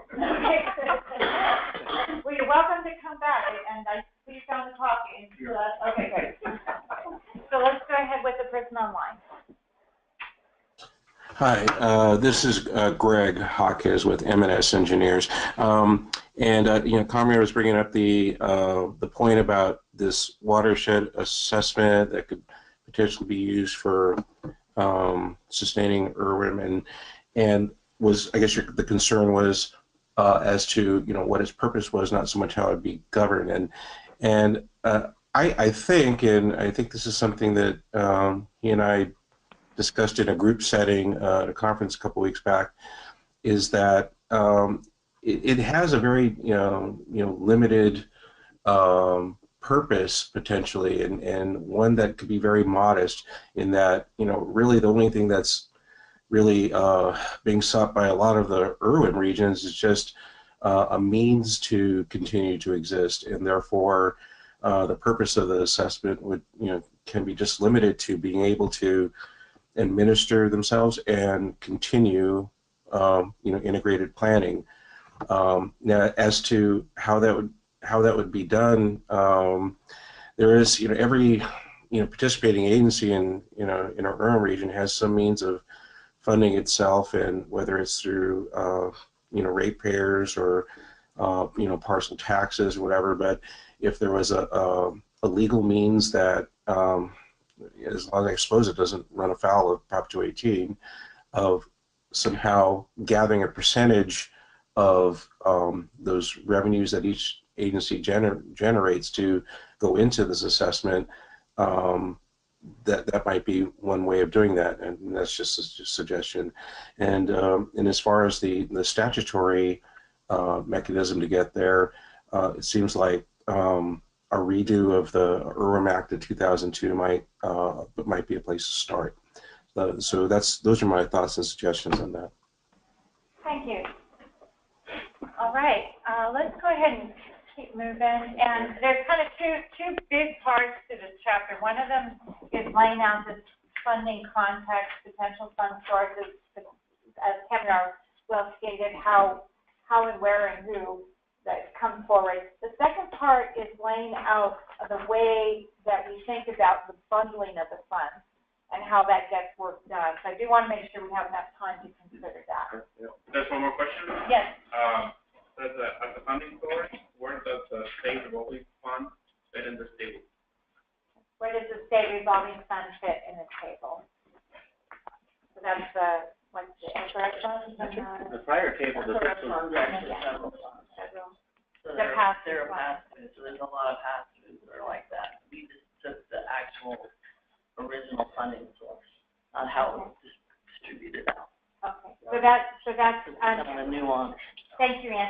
One of that was Ann Lynch. One of the things when we were prepping for this meeting, Paul and I talked about was some of the funding stuff is kind of black box. It's almost like we need a whole little kind of funding literacy because there's so many. Some of you in the room live with this like every day. It's sort of part of your nature, but it's not a general conversation. So go ahead, Rick. Just one more question. So maybe I'm not understanding something back on 4.2, and maybe it'll help me understand the rest. But under the update 2018 recommended actions for your ongoing, which is the annual, can you explain what's included in that? The reason I'm asking is right now, I know the department, we're working with them, is asking for more than that every year just for flood. And so I don't know if I've got the context wrong on that. So. Alan, is that something you can speak to, or Ann? Okay, so where that would be in the above the ongoing water management, so the actual ongoing for the existing state services, and it also has some of the planning efforts, some of the emergency management. There's a whole stream of things that are in ongoing are up above. So those are existing ongoing. And the recommended actions are just those 20 or 30 things that are being recommended in Chapter 3. Okay. So that's why we're differentiating, so we can really show the funding related to those new items. But we are capturing what you're talking about. Okay. And we didn't bring in Chapter 3, but Chapter 3 actually lays out the costs associated with the recommendations within these categories. So it's rolled up into here. Yeah. So maybe, the first, and this is what threw me, is the first sentence is the cost of implementing recommended actions is, and then it talks just about the bottom part of it. So I'm worried that maybe, I don't want whoever reads it to think that all we need is $100 million a year. I mean, we need to make sure we're clear that it's both those together, not just. Yes, if you look on page 3 of 12, and the 1, 2, 3, 4 paragraphs where we say table 4.2, the first statement is about the big capital ask that we talked about. I can't remember your calling it. Something. And then the ongoing, there's the second part of that, the 1.4. That's to clarify. So. Yeah, you might want to just clarify that. Another thing that is helpful to us as you're giving feedback is sometimes in the effort to make the document shorter, there are some things that really do need to be explained, and it sometimes gets truncated a little bit. So this kind of flag you're offering, Rick, is really helpful. We should be recommending the ongoing actions plus this other stuff, not. Right. Yeah. And Dave, go ahead. So, along those lines of clarification on the table, there's 2 columns. One is the capital and the other is ongoing. Is the term ongoing a term of art for what we've been calling operations and maintenance? Yeah. Is it plus? management activities to administer the capital investment. It's that, it's also planning, data, what you might call soft costs, if you will, I guess. Yeah. But also the strategic planning activities that occur. So it's not just the O&M. It's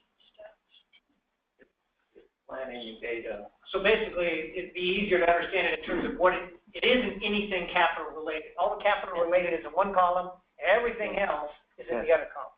Yeah. And in addition, just to clarify, to make sure I understand that this is over and above what we're spending now. This is, all these recommendations are for additional increased amounts of investment in all these things.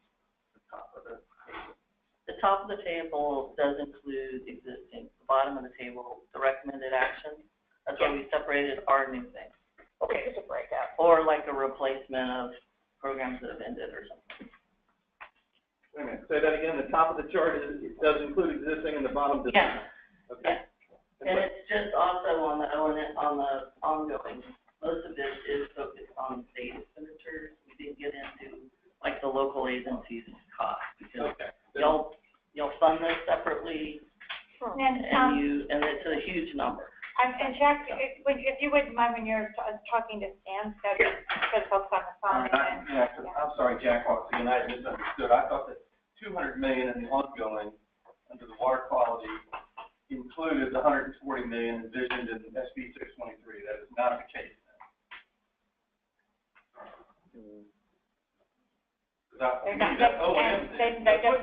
They don't understand your reference. So what? Okay, well, I just think the footnote's wrong then. If it doesn't include SB 623 envision, that's what I thought. That's what the whole footnote was about, right? Right. So I'm looking at I can't the remember what. They're not understanding your reference. I can't remember what APIC in its California priority brochure from the other day, where this $200 million comes from, had 623 in there. Because I'm not sure we're spending that much money right now on this.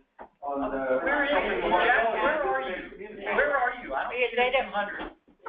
The 200 million. Right here on the Okay. Right. And if you're on the phone, we're all squinting at the chart. That's okay. You're struggling where that's the 160? 140. Yeah, the number from the CPIC report. So we put it up above. So. Okay. Well then, you should make that clear in the footnote. Yeah. okay. And then, Kendra, did you want to hop in? And now I'll go back to you, Rick. I just wanted Ann to clarify that the top of the table, 4-2, is that what is being spent now, or is it what's being spent now plus additional needs by these sectors? Plus what is being spent now plus additional needs. So if you look at it, there's some planning studies, there's some EM studies or emergency management studies that are proposed by local state agencies, and that's in there, as well as we interviewed all the DWR managers and some increases to do the work that they need to do in those programs. And as I understand it from previous meetings, it's intended to be all-inclusive. However, you're aware that there are gaps as well. And this is somewhat, and we heard that from Rick in an earlier meeting also. So let's see, I think, Dave, were you next, or have I lost track? Rick, go ahead. Just, again, clarifying that I don't want this to get to the legislature and then them thinking that the ongoing is all that's needed. Because sometimes you refer to, sometimes when you talk about ongoing, it does include capital costs. So we need to make sure that they understand the capital that we need every year and the other whatever is in that category. So I guess maybe just clarification. I mean, if we're all confused, then they're not going to get it. Right. The other thing. I'm really confused. So the other thing too is with this particular tool is being extrapolated from some of the work that was done on flood. And so one thing, and this gets back to where Ann had in previous sections or meetings indicated, they're aware that there are some glitches in that. So that's another place where your help is very useful, because it's sometimes enrolling things like from flood, there's not always a one-on-one match to what's happening in supply in some of the other sectors. So anybody else want to jump in? let's stick with it a little bit longer and come back to this and see if we get any more clarity. But thank you. This is very helpful to look at how we frame this. And then again, trying to figure out what to do with the shorter document where we're truncating things when sometimes the stuff is just really hard. So maybe to pull out or something like that. I think what sometimes happens too is, you know, unfortunately, we're trying to do one document for water, but each of the segments of water have their own terminology, their own funding sources, and we do things differently. And trying to pull them all together, I think sometimes is what causes a little bit. Yeah, I really think that's nicely put, because we were, as we've been working through this, we've really noticed that, especially when we get the water quality folks in the room, it's just another ballgame. Go ahead, Martha. I don't know if this is helpful or not, but it seems to me that since we're backing away, or we've done the big picture, but really you said, this is about the next 5 years. Well, if I remember all of my work with agencies before, you've got a plan. Each of the agencies have a plan that they've mapped out the next 5, if not even longer, in terms of what you think you need. And I know that's the information that goes into ultimately the BCPs. Is there any way to connect the dots a little clearer? I mean, your concern is somehow what you've got in the BCPs is going to get ignored or misinterpreted in the context of this report. And she's talking about budget change proposals. Thank you. And, you know, I know you're going to have Casey look at this and make sure that there's no misunderstandings, but at the end of the day, Casey, the lobbyist for the Department of Water Resources, but at the end of the day, it seems to me in the interest of just moving from the ambiguous to clarity, if really what you're talking about is how to shape kind of what are the needs that we can out in those next 10 years, I imagine there's a context for each of the agencies in terms of what is already in those work plans, and then how this might then layer on top of that. Yeah, and in fact, the team had initiated an effort exactly in that vein. So we started with DWR because that's readily available. We have our state agency steering committee. I don't recall all the agencies you were able to discuss this with thus far. We're not there yet, but we're on that path. So it's a great suggestion. And there is some reticence between the different agencies in sharing data.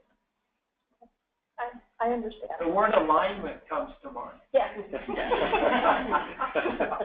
a horizontal alignment. Okay, so I'll let Jack and then Dave go ahead. Yeah, but just to resolve this capital versus the O&M issue here, put up under the word capital in that left column, put a dash next to it, put next 5 years. It's not capital. You're right, Greg. It's not. There's going to be capital needs each year, but you don't know how much in each year necessarily, because you don't know what the projects are yet. So, but it is a 5-year time frame for the capital, and it's an ongoing annual for the O&M. Correct? 50 years on the top. I thought that 50 years was the 365 billion. That's all that added together. Say it again? That's all that added together. Oh, okay, I gotcha. All right, well then you can see, even I'm confused now. So let's just make this the time frame of this. This chart should be the time frame of this and this update plan. So we ought to do it that way. We need an account. Yeah. Really confusing. David, you've added up to 1.37 times 50, added to the 189, and that's how you. Okay. So David Sinchu, I will note in 2013 there was the idea of doing the water plant pop-up book, where we can have the different little. We may be back to that. Well, another thing that we could probably really easily do is just next to the ongoing show a 50-year total. So we should do that too, but let's. 50-year total. The specific numbers should be the 5 years. I agree. You can do that. Yeah. Yes. So people want to see it. Yeah. Yin and the yang of it. David Sinchu, and for the folks online, this is going to be really confusing.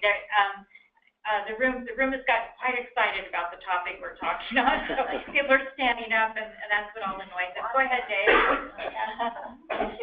So this is Dave Boland with Aqua, and so to drill down a little bit about Martha's question that I thought I heard the answer to on the programmatic interviews that you'd mentioned that you've been having with different programs. They've given you sort of lists of what they think they want. Is that then tied to the BCPs in any kind of programmatic documented sort of way, or is this just sort of the back of the napkin? Boy, if I were king, I sure could use $100 billion. I will say two things. One is a lot of them are tied to the BCP. They are not that forward-looking. There are a few areas where they are, but for the most part, they are not forward-looking. They're basically, this is the kind of funding we've historically gotten. And we've tried to push them to say, like, what if you really needed to do your programs like a C level, what would you need? That was kind of the questioning that we did, and we got a few more dollars or suggestions, like I might be able to do this, you know, but so it wasn't that forward-looking. Okay, so concern, or just tactical structural concern would be to somehow document what you've got in some way that's transparent enough that other people can understand it and put it somewhere. I don't know how you'll ever do it in the table or anywhere else, but the idea of documenting kind of who said what and how did they say it, because there is a sense that you probably got a lot of apples and oranges. And the other really big apples and orange problem that I'm concerned about, and that you just hinted at, is that this is what we've historically received. Many of these programs have been general funded. And one of the premises that I've been working off of in my comment response, and a lot of people are concerned about, is double counting, or even more nefariously, shifting the books from current funding sources, i.e. capital or general funded sources, to a new income source. And the idea that this program is being built on purpose to try to move large amounts of state government off of general funds where they've been for years, and constrained, frankly, politically, to a somewhat unconstrained new fee program of some sort that then expands the size of state government exponentially. And that's a real concern to a lot of public agencies that I represent, and of course they're taxpayers and voters in the state. And so if that is the program here, that needs to be disclosed in some way. That we're really talking about moving from an apples source of funding to an oranges source of funding. I'm going to go with Kemyar, and then I want to just hold the space really for a second before we respond. There are additional considerations relative to representing the existing portfolio. So in other meetings, we have also heard that a limitation of that is there are historically underfunded areas. For example, some communities have indicated that they believe the ecosystem types of activities have been traditionally underfunded, or for example, disadvantaged communities. So in attempting to address that, there has been some calibration of and hardwiring of some numbers. But the particular number represented, because it's based on historic, and it gets back to what Martha said just a little bit earlier in the meeting, that has limitations inherently in itself. Now, you also raised an additional or second issue, is the nature of the funding source a signaling of a certain state policy or direction. That's a separate subject, but let's go ahead and switch to that, and we'll go to Kemyar. This is Kemyar. So the short answer is no, there's no, latent state policy. I think the word used was nefarious. Well, I would retract the word nefarious. Unnecessary, inflammatory. I was just being rhetorical. That's the room here. Okay. So, one of the things you'll hear in the way what we present today is that for Chapter 4 and even in Chapter 5, we intend to provide funding scenarios. This water plan is not going to recommend a single revenue portfolio for funding these things, because we think that's above our pay grade. That's a healthy discussion that has to occur with the legislature and the governor and other policy folks. So we think it is more constructive for the water plan to focus on the Chapter 3 recommendation, costing that out, showing how that compares to the existing and ongoing needed funding and the cost side, the investment side, and then we will look at a few different funding scenarios, portfolios, to give people that trade-off analysis on how the state could go forward fund the things that are recommended. So we're not going to provide recommendation scenarios. We're going to say this water plan is going to say this is what the state needs to do in the next 5 years and in the next 50 years. Here are some funding revenue scenarios for how the state could go about funding that. One of them could be an approach where there's more on fee side. One of them could be where there's more on general fund side. One of them could be a mix of that with water bonds and the other.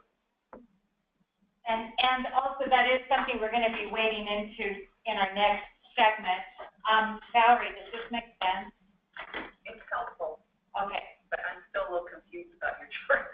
Okay, thank you. Danny? Well, based on past experience, with those scenarios out there, you are just throwing very dangerous stuff out there, based on the makeup of this legislature and the way they move on stuff. I'm very uncomfortable with that. I think it's a huge problem and a huge mistake. Okay. So Martha, or do you want to wait? Just one comment. I think that it's important to understand that we're raising a really fundamental issue that we've been tripping over for the last 15 years. The general fund availability to any of the agencies is going down dramatically, and it will continue.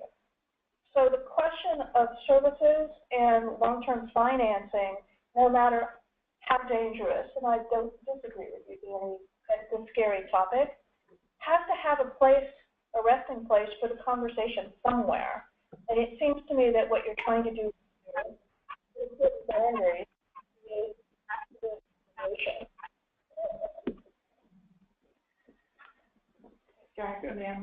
Okay, and the person online, go ahead. I have somebody online and then I'll come back. Okay, do you have a name? Donna. Donna, do you want to hop in? Hi, can you hear me? Hello? Yeah, we can hear you. Okay, hi, this is Dana Freehoff with the San Diego County Water Authority. I appreciate the discussion. I wish I was there, but no, I'm on the webinar. So, hey, real quick, this is to follow up on, I guess, both Camiar and Martha's comment, is that if we indeed are going to put these scenarios in the plan, I would really hope that you would discuss both the benefits sort of and the cons, you know, the cons and pros of each of these scenarios. I know there was some of that in Chapter 4 in the plenary discussion, but I don't see that in this revised Chapter 4, because I think that's going to be very important, you know, for folks to know what some of the disadvantages, you know, for example, in San Diego County, watershed approach just really does not work for us. Our IRWM region encompasses, you know, it has like 11 watersheds or so. So, you know, I guess that's my comment. I'm hoping that these scenarios that Camiar says are going to be in here has a robust discussion on, you know, some of the issues associated with them.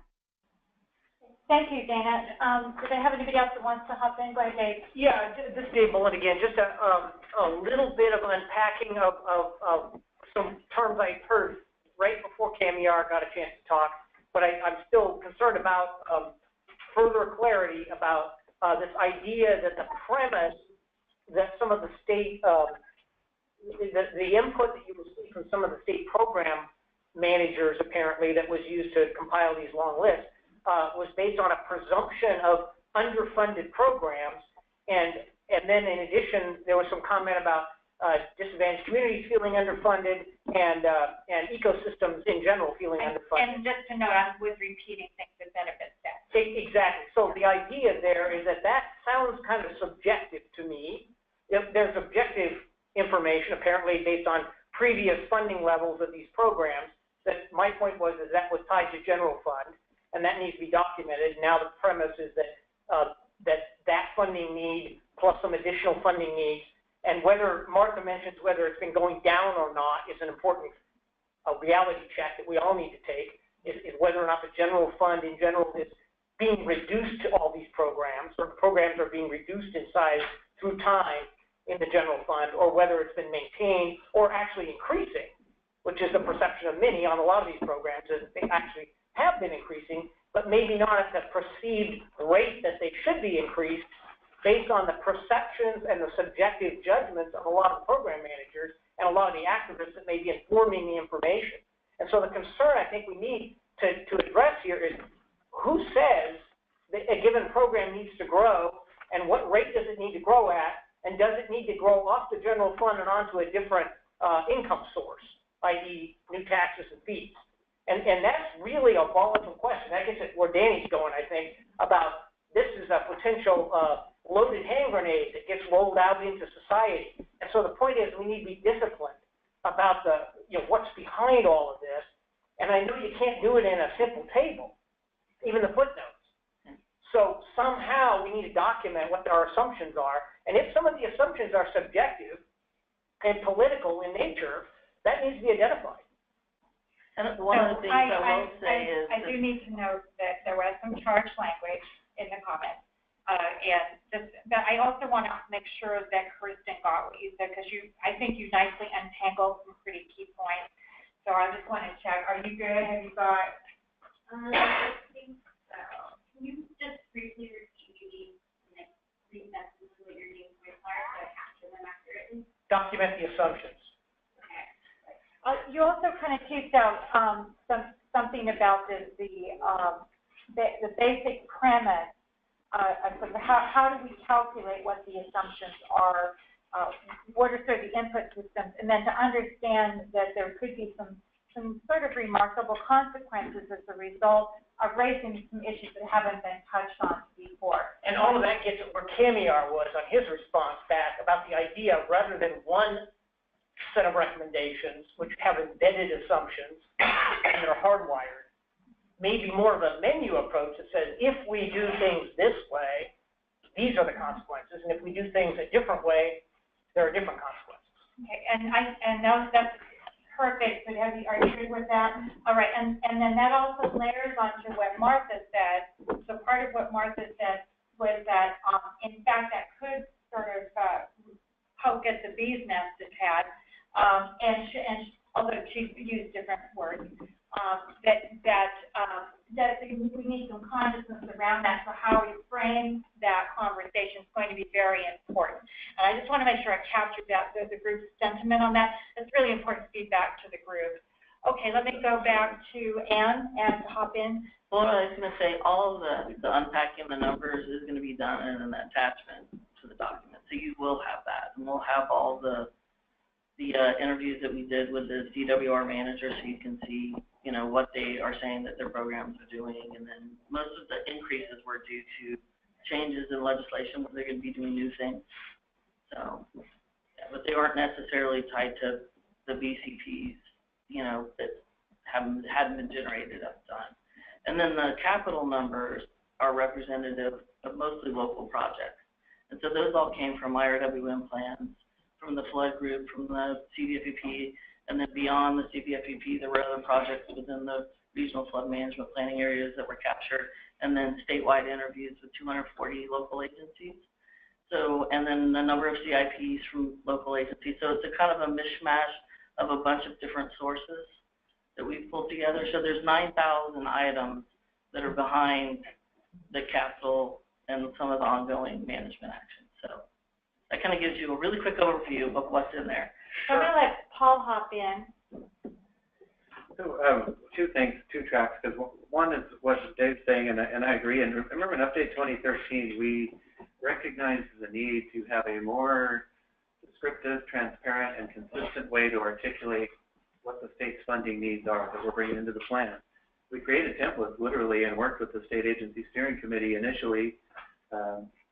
One of the findings in Update 2013 was the complexity and the challenging nature of that. People use different terminology and tools and funding constructs across sectors and agencies, so it's a two-dimensional complexity. So that's kind of the hand we're dealt. And I think we should have a finding in here and maybe work with Dave and others on a recommendation going forward. How can we create an innovation that enables us to do exactly what Dave is describing, creating a funding needs estimate for state agencies, in full transparency, what are the assumptions behind this? Who's saying we need this funding and for what purposes? Is there already a stream there that's being superseded with a new type of fund? That whole discussion. So framing that up would be, I think, a step forward if we could create a recommendation in this sort of way. Danny? It would seem that we need to look at this from another angle also. The same as we're doing with Sigma and surface water supplies and things like that, in that how are we going to reduce what we get to meet our revenue source, if you will. And I'm not articulating this very well, but we're looking at how do we find more funds to do this? Well, if we could get the state to do that with our water supplies, we'd be in better shape. But instead, we're constantly being told, how can you continue with less water? So maybe we look at that as one of the scenarios. Given the revenue stream we have, what's the size of these projects or these things that we're going to be doing? And I mean, that could be very revealing to some people too, and maybe very unacceptable to an awful lot of people, but it might then generate their thinking to come up with one. Sure, nothing, Liz? Well, I think that is one of the scenarios that we have, continuing the current funding is one of the scenarios that we're going. So this, I think we need to hop into the scenario because the group's ready, I think that's where really ready to work on that. What I want though, everyone to do is let's take 5 minutes just to stand up, shake out a little bit. If you want to get a treat, whatever you need to do, let's come back and we're going to dig down and start crawling through the scenarios, okay? And if you've not ever been here before, the restrooms are just come straight out the door. We have tons of coffee left, and I'll see you guys in about 5 minutes. So let's kind of shake out a little bit. I apologize. Thank you so much for being here. I think you'll like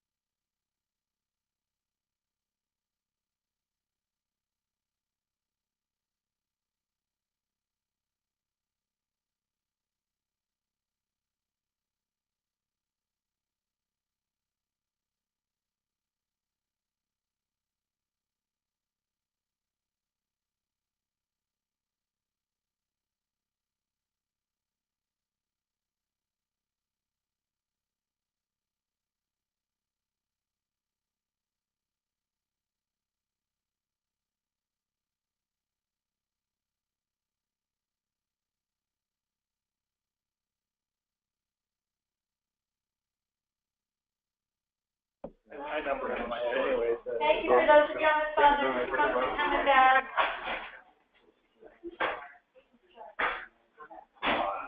All right, we're gonna start looking at the funding scenarios, the ones that we've been talking about. And let me just really quickly, so in terms of funding scenarios, can we talk a little bit about sort of what's in Chapter 4 and what's in Chapter 5, because that's relevant to this particular conversation.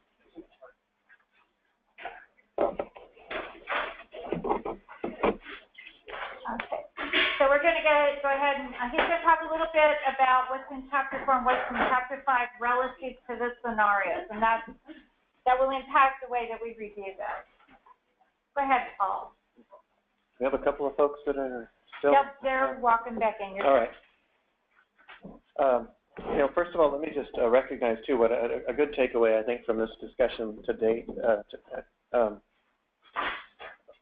It was my intent to be more clear about detangling the whole 9 yards with the Chapter 3 recommendations. I think it's better. And we have a little ways to go on that. Being clear about whatever we want to call it. We need a better metaphor. The whole 9 yards, whole enchilada is everything across all levels of government over the next 50 years or whatever time frame we think is most useful. I'm suggesting that's just kind of a context. And then key right into, we have these tasks at hand that have been framed up and hopefully supported the waterfront advisory groups for moving forward on in Chapter 3. That's more doable, it's more understandable, and needs, in my opinion, to be the focus of this chapter and Chapter 5, which I'll talk about here in a second. So the takeaway is we have a little more work to do in terms of being more clear about the distinction of the whole enchilada and then Chapter 3. So I'm glad to hear that. And by the way, thank you. Just sharing your comments it's usually helpful because we've been living with this stuff now for months, and just some of the nuances, even the way we use acronyms and all that, it's very helpful. So thank you for that. And so what Lisa suggested we talk about here before getting into the detail of the Chapter 4 and the scenarios is overall, what are these scenarios intended to be and what will they be used for? And I'm a little bit encouraged too because I think what we framed up here, we can talk about whether the titles are most useful for the scenarios, but I think what we framed up here will enable us to have these discussions that we just had in a more robust way and with a more common understanding of what we're talking about. So I'm encouraged by that. So in general, the funding scenarios are permutations of funding mechanisms. Right, we acknowledged earlier on that a single funding mechanism across multiple water sectors and agencies isn't practical, isn't feasible. So recognizing that a composite is necessary. So what do those composites look like? Is there a single composite that we think we can move forward with in the water plan? That's what Kamiar was saying, probably not. That's probably above our pay grade. What's the elected officials' constituents' willingness to pay, ability to pay? Those discussions need to be talked about. What are the priorities of the constituents of the elected officials? We're not going to presume to know that and provide one scenario, one composite of funding mechanisms going forward. Rather, what we're proposing is, first of all, identify 5, 6, 7 scenarios and examine the trade-offs. With this mix of funding mechanisms, how does it perform relative to the investment needs in Chapter 3 and the different types of actions? And identifying and reporting out on the trade-offs. And we'll talk about that specifically, what the trade-offs are and what the metrics are that will help us identify those trade-offs. And we've crunched some numbers, so I'm eager to get to that too. Right, and for the group in the trade-off analysis, that's actually another place we'd like you to pay attention. So when you say what are the trade-offs, what are the pros and the cons, making sure that the right questions are being asked. So that's a really good place to pay attention. Right, really important. And so the idea is going forward into Chapter 5, which is the implementation plan and funding scenarios. That's the title of the chapter. We would identify, generally speaking, which of the subset of all the scenarios we looked at tend to be plausible and where the trade-offs are tended to be generally acceptable. So it needs to be feasible. And then the trade-offs, and again, I'll go through the metrics we've proposed for trade-offs. We want to hear from you about additional metrics maybe that could be useful for policymakers. But what trade-offs are generally acceptable, which scenarios are plausible, advance them into Chapter 5, not as recommended scenarios, but as a menu of alternatives for policymakers to draw from. Because again, we wouldn't presume to know what specific constituents and specific reaches of California are able and willing to pay, and the preferred mechanisms given the distribution of different impacts and costs across the state. So I like the phrase Camille used, above our pay grade. So we're suggesting that menu of scenarios be available. And part of that, and I think it was Danny that suggested it, a description of the meaning of all this. What is this? If you go forward with this scenario, these things are going to happen, whether it's affecting the general fund, general obligation bonds, or hitting population or households with some kind of new novel fee. So that's all quantified, and it will be discussed for each scenario, particularly in Chapter 5, the ones that are presented as possible scenarios for implementation. Does that flow of logic make sense with the scenarios? Yeah, Dave? Just to clarify, this is a bit of a pivot from the version we saw a while back that was the outline that had the word plan at the end. Yeah. The scenarios is now replaced word plan. Yeah. Yes. Yes. And we have some veterans in the room of earlier planning processes, and so you might remember from the 05 plan how it wasn't possible to land on one scenario. And so this is sort of an evolution even of that approach of kind of laying it out, like things could go different ways, and depending on how the way they go, that's going to impact what happens in terms of timing and investment. So that's, so there's the assumptions into the scenarios as they were in the 05 plan will be just as important in this plan as well. And I'm looking here, and this, for those of you on the phone, there's a corner of the room that has some hardcore veterans. So I'm staring at them. Okay, so, and Jack, you could sit over here if you wanted, but okay. Let's go ahead and keep going. All right, so I think at this point, it'd be good to jump into, again, a little bit of a walkthrough on page 7, of Chapter 4. Well, ours is blank. Oh, you know what? I didn't have that blank page in mind, so. Is that one? Page 8. Page 8, yes. My apologies. 7 is a blank page. That's only It's all about transparency. Yeah, so the stuff on 7 trumps it. Change the font to white. I think Jack has a comment. Yeah. You want to talk about page 7. That's a super secret scenario. These are the theories. Various scenarios. So the intro here kind of just describes what I just explained. There's a need to create these, I guess I would call them composites, mixes of funding mechanisms, and each perform differently. So in this case, we have scenarios A through G as suggested themes, if you will. Are we really on page 7? Did I say that again? Yeah. No, my copy doesn't have the blank sheet, so I apologize. Yeah, page 8. I'm going to have to add a page as we go through this to mine. Not something missing, it is just no. really a blank page. It is really a blank page, yes. Yeah. We're going to put that The printing area. Now, this is where you can write your own plan. There's a we'll metaphor. make them into scenarios. So yes, top of page 8, we've introduced the scenarios and then their purpose, whereas the governor and the legislature would really derive utility from understanding these trade-offs from things that were explored, and more importantly, being equipped with the knowledge and information on the ones that we bring into Chapter 5 for potential implementation. So there's A through G listed on page 8. Somebody brought up current trends. That's actually one we started with. We're not suggesting it's some kind of baseline per se, but rather just kind of a frame of reference we can measure deviation from with the other scenarios. So relative to what we're doing now, this is how scenario B and C and D look. That's really the primary point of scenario A. It also does allow us to have that conversation, though, of if we were to continue, what types of gaps may occur and what types of things may go unfunded. I think also a useful part of the conversation. And that would get really nicely, I think, to what Danny and Dave were just talking about. Jack, did you want to hop in on that? I actually have the opposite viewpoint, Paul.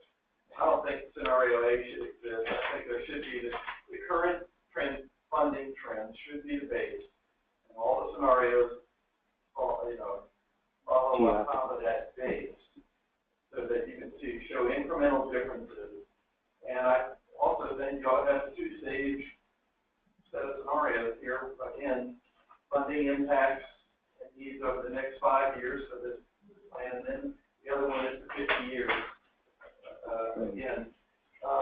In the real world, scenario A is going to be the real world, and now everything else is going to be incremental on top of that, especially over the next 5 years. And we're going to just try to figure out what to do. And the other thing is, I don't think we should be using the words heavy there. Scenario B is not going to be heavy. It's not going to be heavy reliance on borrowing or heavy reliance on the general fund. It's just going to be incremental reliance or additional reliance, or just reliance on. But we really ought to just, let's just be real about this and say, look, the current trends have been pretty current for the last 20 years. So we ought to just stay with them. That's the state's comfortable with them. We have constructive progress and with tangible evidence that current trends has resulted in additional reliability, all that sort of thing. It's progress to show. I want to ask a question, not make a conclusion. One of the goals of this water plan is to have the water plan be more accessible to speak to a larger audience. Everyone in this room, I think I could say with some confidence, these are all the people that are in the middle of these water conversations every day. And on the phone. And on the phone. I physically can't see the folks on the phone. But we're talking, this is the insider community. Is there sufficient literacy in the larger world about the current state that the idea of moving away from the current state is sufficient? I just want to put that out there. I don't have an answer to the question, but part of what we need to think about, I'm not certain that there is sufficient knowledge about the current state. So Jack. Yeah, well, to me, the VPIC funding analysis, I think that resonated with everybody in the water community about as good as anything that the VPIC has done. That crystallized the funding for me, and I've got it in my head now what we're doing here. And I just think we ought to continue the momentum on that. That more than anything else is going to increase the water funding literacy of the whole water community, I think. Okay. If the DWR builds on that, that was a good service for all of us on that one. Okay, I saw some reaction up here, Martha. Just a question for clarification. When you say average annual funding levels, or historic annual average levels, can you give me a definition of what time period? What did we use for that? For the last 10 years. It's like 2005 to the last 2006 to 2015. So the last 10 years, and from that you would either do the average of all 10 years, or you would pick out the year in which there was a maximum. So if you went to page 6, table 4.4 will show the numbers that are that baseline. Right. Anybody else on this, Dave? Yeah, I guess in response to the question of scenario A, I guess I agree that with Jack, I think your premise is it's not really a scenario because it's not tied to achieving the objectives of Chapter 3, which are to have more sustainability at some higher cost. And so the recommendations in Chapter 3 wouldn't be achieved by scenario A, by definition, or seemingly. If that's the case, that needs to be clarified. So in some ways, that's kind of a baseline scenario to start the discussion, and then all the other scenarios are measured against, this is where we live now, this kind of historic, 10-year running average, whatever. This is what we've been doing. Everyone sort of knows what that looks like. And then the premise of the plan is, if we want to do all these things in Chapter 3, it's going to cost somewhat more, and there's different ways of achieving those costs or paying for those costs. And here are the following scenarios that could all achieve the objectives of Chapter 3. Right. Is that what you're trying to do? Okay, Jack's saying yes, that's what he meant also. Okay, thank you, because what I heard you say was we don't need that, and my question was, well, do we? We absolutely do need it, but it's not, I would say it shouldn't be characterized as a scenario. Right. Yeah, go ahead, Martha. Yeah, so I'm trying to make sure I understand this. So for IRWM, if you look over the last 10 years, there's a certain assumption of a certain amount of funding that would be available. Right now, we don't have a bond measure on the ballot that would continue that. How do you use this as a baseline, as a realistic current trend? It is an assumption that at roughly the same rate of bond authorizations occur going forward. So every Jeff? Yeah, partly I agree, but I actually think that we've got two pressure points here. One is the drought and supply side, the other is the funding side. And as the pressure increases, the funding pressure increases over time, the state populace has elected to fund a bond for the next years. Now that we're in process, and that's pressure relief. I don't think the state's going to move away from that. I think the population is going to keep voting to do that every 5 to 10 years, and then we have another thing that we reduce the pressure. We fund these projects, and we take those dollars and they go into local and regional projects, and on and on and on. And then pressure builds back up, and we vote the voters. Yeah, we just keep doing that. I actually think that's almost partisan or A to me, but you're right. It's a big assumption that's going to continue. Tamara wants to clarify. We'll come back. Go ahead, Tamara. Again, I think the level of funding based on these averages are implicit in those previous tables. This is on the revenue side, and the scenarios could be, let's do it the way we've been doing it. So every so many years we'll have a GO bond to pay for IRWM. Another could be, well, we should put that in the general fund. Another could be, we're going to have it in a watershed assessment. Another could be, we're going to have some other funding mechanism to pay for IRWM administration and projects in the future. So it's not the level of funding, which is part of it, but it's these scenarios about where will the money come from. That's structure, right. Okay, so I'm going to have Paul just kind of crawl through them, and if we can kind of remember the things to really pay attention to. One of them is the sort of rationality of the mix that's being proposed. One of them is the way that they're being assessed, the pros and the cons. And then the other part we need you all to pay attention to is this a sufficient range of scenarios to adequately represent the world? So those are kind of expressions on the table. Let's let him crawl through it and then come back and open it up, and then because I think we'll want to poke at them collectively. The other thing that I'm looking at, I'm looking at the time and whatnot. We may need an additional conversation about some very specific pieces of that, and then we can sort of sort out what that would look like, the construction of the scenario. So far, two things I've heard. One of them is sort of detangling the information about the sort of existing fund state and the existing assumptions about the fund and what constitutes needs, so on and so forth. So that's one bucket of things having to do with the model and where the data sources came from. The second part is how do we array the conversation about the potential moving forward, and how do we frame that relative to what people view it as some potential political consequences as a result of raising the question. So that's sort of what I'm observing right now. We've got about 35 minutes. We'll call back, and then we'll sort out what we're going to do next. And yeah, if I may, I think I'll suggest that we kind of just go through the themes of these, and then jump into. I'll skip the general findings for now. That's something that you can review, and then jump to the scenario findings and looking at the metrics on what we think we need to know about these scenarios. That would be helpful to hear from you. And then we can even look at the scenario trade-offs discussion, which also then will be evident why we looked at those. Right. So I think that would be a good way to approach this. Yeah. And definitely ask for input on the general findings, probably offline or another meeting. Yeah, and I think it will be helpful if you present them in total, because each one of them has their own fatal flaws. So if we look at them as a package and then come back and wrap at them that way. Okay, so just stepping through the themes without reading all the narrative, the themes are fairly self-explanatory. Scenario B places a heavier emphasis on general obligation bonds. And the point there is to kind of tease out what would be the cost of borrowing, and is it wise to borrow at an increased rate going forward relative to other funding mechanisms. That's scenario B.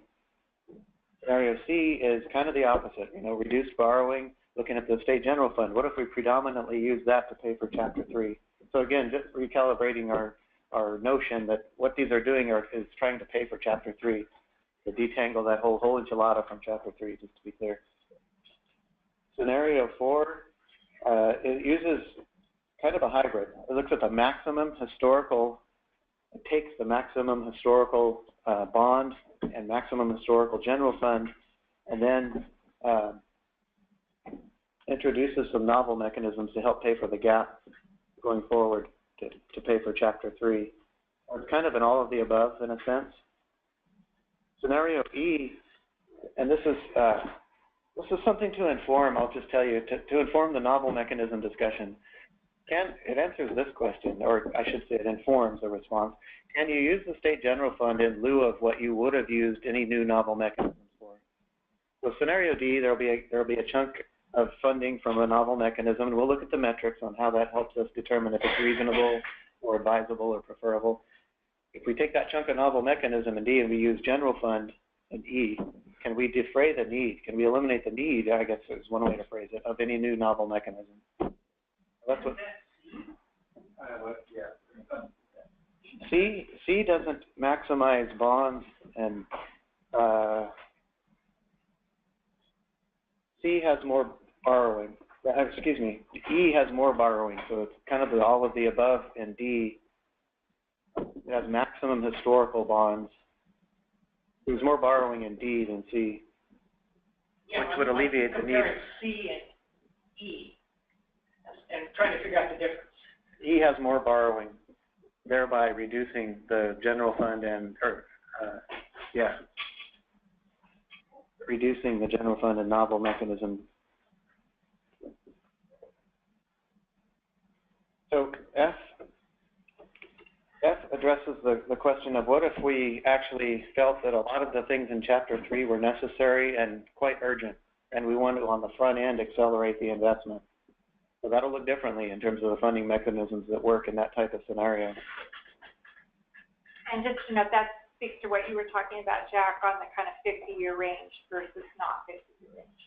Although I have to say, I'm not seeing much difference in scenario F, scenario C. They're both maximizing the state general fund level. That's got those novel mechanisms in there. But I'll let Paul finish before we start. Go ahead. Okay. And then the issue there was element of time, which was an issue, right? Okay. There's a higher upfront. F has a higher upfront investment. Yeah, that's what the word accelerate. So you do more investments earlier on in F. And use geo bonds, it looks like, predominantly to accomplish that. And then kind of on the other end of that is the pay-as-you-go. Intuitively, it hasn't been extremely plausible. However, I think it's useful to explore, because then that's just looking at no borrowing at all, which obviously for capital investment, bonds have a very significant and indispensable role.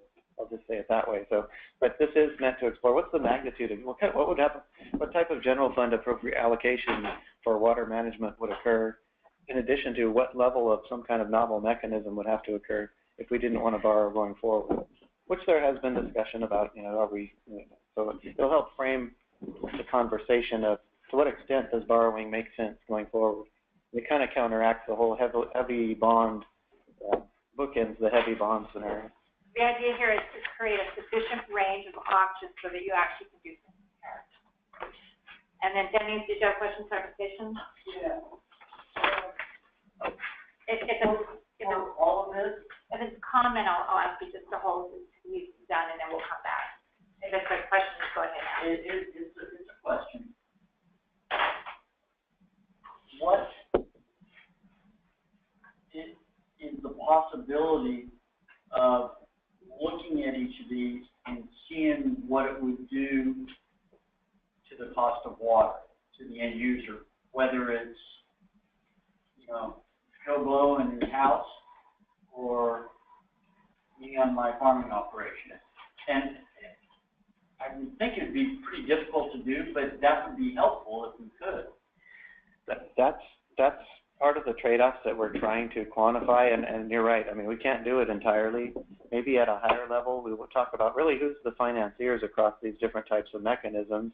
You know, geo bonds, taxpayer, general fund taxpayer, water assessment, property owner. So we are quantifying and identifying to the extent feasible and defensible how the costs are distributed. Because the two sides will do that and skew the numbers for their own vantage point. If you don't. If you don't set the stage. Why don't you keep calling it? Because I think that's important to just understand the context, because construction is really important. And again, this is where your input is usually helpful. Well, and that's a great way to kind of lead into on page, I guess it would be your page 10, the funding scenario findings. Yeah, on page 10. Yeah. These are the metrics that we've developed. And again, this is just preliminary. This is really important. And that gets to what Danny's saying too. Can you tell me who's paying for this and what it does to the cost of the end user? These are the preliminary kind of metrics for a sensitivity analysis and a trade-offs analysis. So I can just step through them real quickly, but they're pretty self-explanatory. So what type of funding occurs relative to every mechanism? How much general funding? How much geo bonds? The annual fiscal impacts of novel mechanisms, I think this is really helpful for informing this discussion, and that is, it gets a little bit to what Danny's saying. It depends on the novel mechanism specifically in terms of who's hit with the fee or an assessment. We created metrics to help explore the magnitude of that. The ratepayers would get hit with whatever, the population in general would be whatever, $10 a month on average, $10 a month per household. Those types of metrics have been developed. I'll hand out a table here shortly that actually has the numbers. I wanted to wait just because it is so complex and set this up first, but those types of metrics are important. Cost per household, I got a little ahead of myself. Equivalent cost per capita, those are all for the novel mechanisms. It's a little bit hypothetical, but some of them are specific to a novel mechanism, like the price per parcel would relate to the assessment, presumably, and dollars per $100 of assessed value, and percent of needed funding. So this is the breakdown between capital and annual in terms of the scenario findings. And so I don't know if we want to. Let me ask this. For scenarios B through G, aren't we assuming that they are funding everything needed in Chapter 3? Yes. So when you say percent of needed funding, shouldn't that always be 100%? Well, it's not for the current trends. I mean, that's part of it. Yeah, not current trend, but B through G should be 100% by definition. Some of it's constrained by the type of funding. If you borrow, that's a bad example. If you without borrowing, it's difficult to meet all the capital needs. So I think there are some gaps. I'll have to actually look at the table. Mostly capital, we run out of money. Jack, did you have a question? I'm ready for the comment. You're ready for comment, okay. We have a question online? Oh, is it a question? Yes. Go ahead on the line, Mr. Speaker. Dana, go ahead. Hi, I have more of a comment than a question. Should I hold it? Okay. I'll come right back to you. I'll put you first in queue. Okay, keep going. Thank you. Well, I think so on page 11, this is the preliminary narrative for each of these scenarios. And so, for example, in scenario A, really only 10% of the capital actions get funded. So a significant hit going forward over the 50-year period for the things that are proposed in Chapter 3. And I'll tell you that occurs also because when you go back to the funding needs, there's a lot of capital in the recommendations in terms of the infrastructure, modernization and rehabilitation, a big chunk of the Chapter 3 cost. So without additional funding, a lot of that capital goes unfunded. The borrowing scenario, there's also a breakdown of that. So I won't go through each of these. You can actually read them, but Scenario C is worth noting, heavy reliance on general fund. We can mess with the terminology of heavy reliance isn't the right term, but in this case specifically, it'd be about 15 times increase over historical average, not of the state general fund total, but the state general fund portion, which is generally what, 2 or 3% of the state's general fund, 15 times that allocated to water management. So those are the types of we're trying to glean from these scenarios in the trade-off analysis. Another one like scenario D, just to point out, in the middle of the paragraph, one of the other metrics, a tax or assessment such as $10 a month per household, that's one of the findings in terms of the novel mechanism that could be used in this scenario. So not to suggest that's a specific novel mechanism, but it's a good kind of rule of thumb to pass the political and ability and willingness to pay giggle test. Is that really plausible? Once again, just recalling that plausibility and the level of acceptable how acceptable are the trade-offs are two criterion for moving a scenario into Chapter 5 for implementation. Just quick interruption, clarification on D. In the previous ones, you described whether or not it falls short, and this one you don't. So I presume it meets all the needs of Chapter 3. That was a month. Does it meet all the needs? Chapter 3 is not of all the management. Right. Chapter 3. So capital in the big, it's all be all now. The 50-year horizon, yeah. And that's deficient by 15 times, you mentioned in C, and 90% deficient in A, but what is it in D? We need to compare things. Yes. To simplify. One thing we're doing is we're making these more consistent, and so we're not quite there yet, and we need to say, yes, state, general funds, Just interested in trying to figure out, again, analytically, if you're going to describe certain things in one area, you need to use a similar. Right. And maybe now's a good time to hand out the table, because that is consistent and clear. Oh, this is the missing page 7. No, not that page. You don't have it. It's from the back of the room. The secret, page 7. Exactly. By the way, so the end of it. Yeah, so Dana, go ahead and hop in. Dana online. Hello? Dana? Yeah, go ahead. Yes, hi. Again, this is Dana with the San Diego County Water Authority.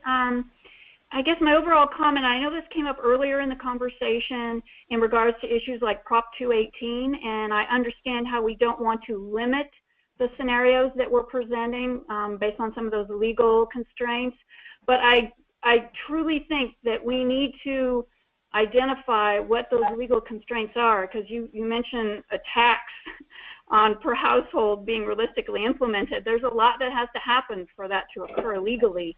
And so I'm hoping that somewhere in the document you bring up those legal issues. Yes, good point. And the table I just distributed, which is hard to read online, the challenges column on the far right is getting at those types of impediments. So if you're online, we posted this table so you can read it. It's a little easier to read online. And then go ahead, Jack. Did you want to hop in? Yeah, I have a threshold concern. That is that your novel mechanisms are given equal weight to your traditional funding mechanisms. And I don't think, even over a 50-year horizon, I don't think you can do that. And be completely intellectually honest here, because I don't think I think we're falling down on that. I think you need to separate the fully institutionalized funding mechanism, kind of one bucket or one time frame, and then hypothetical or the near or the not yet institutionalized mechanisms over here. Yes. And I think the scenario is, I think your scenario E is the most realistic one here. And because it kind of separates out the novel. I just don't think we should give novel mechanism funding equal weight to the other. And so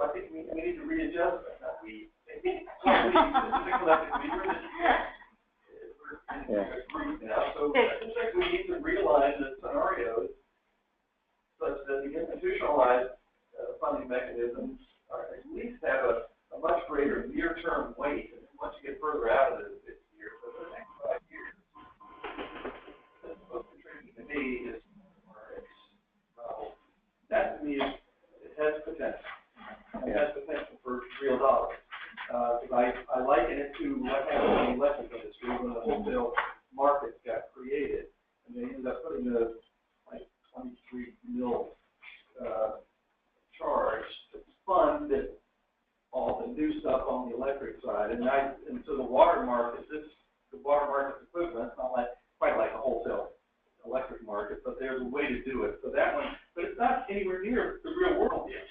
And so that one is, I would time that one out after 2023 actually, and try to base this more on a progressive time frame, with greater reliance on the institutionalized mechanisms in the near term, so that this plan update will be more realistic to the reader. The funding will be more realistic. No, that's actually a really good comment, and that will help inform our Chapter 5, because our intent for Chapter 5 is to recognize the political and legal realities of trying to implement new things, and our intent to focus on the first 5 years will have an emphasis on things that are things that can occur in that time frame. We do have to kind of suppose, I guess, when would it be feasible to think about doing something different, but I think we're all in agreement. It's not within the next couple of years. I do think you have a few too many scenarios here, and it's going to get troublesome for the reader. Martha's next in queue, and then just as an aside on Chapter 5, and I'm looking at time right now. Chapter 5 will winnow it down to the vital few, which in part stakeholder input will be important for, and from there that will be also look at time. So we've talked about time a couple of different parts of this. It sounds to me like it's not tight enough yet for any of you to be able to extract that. So that's really good feedback. Let me go to Martha. Yeah.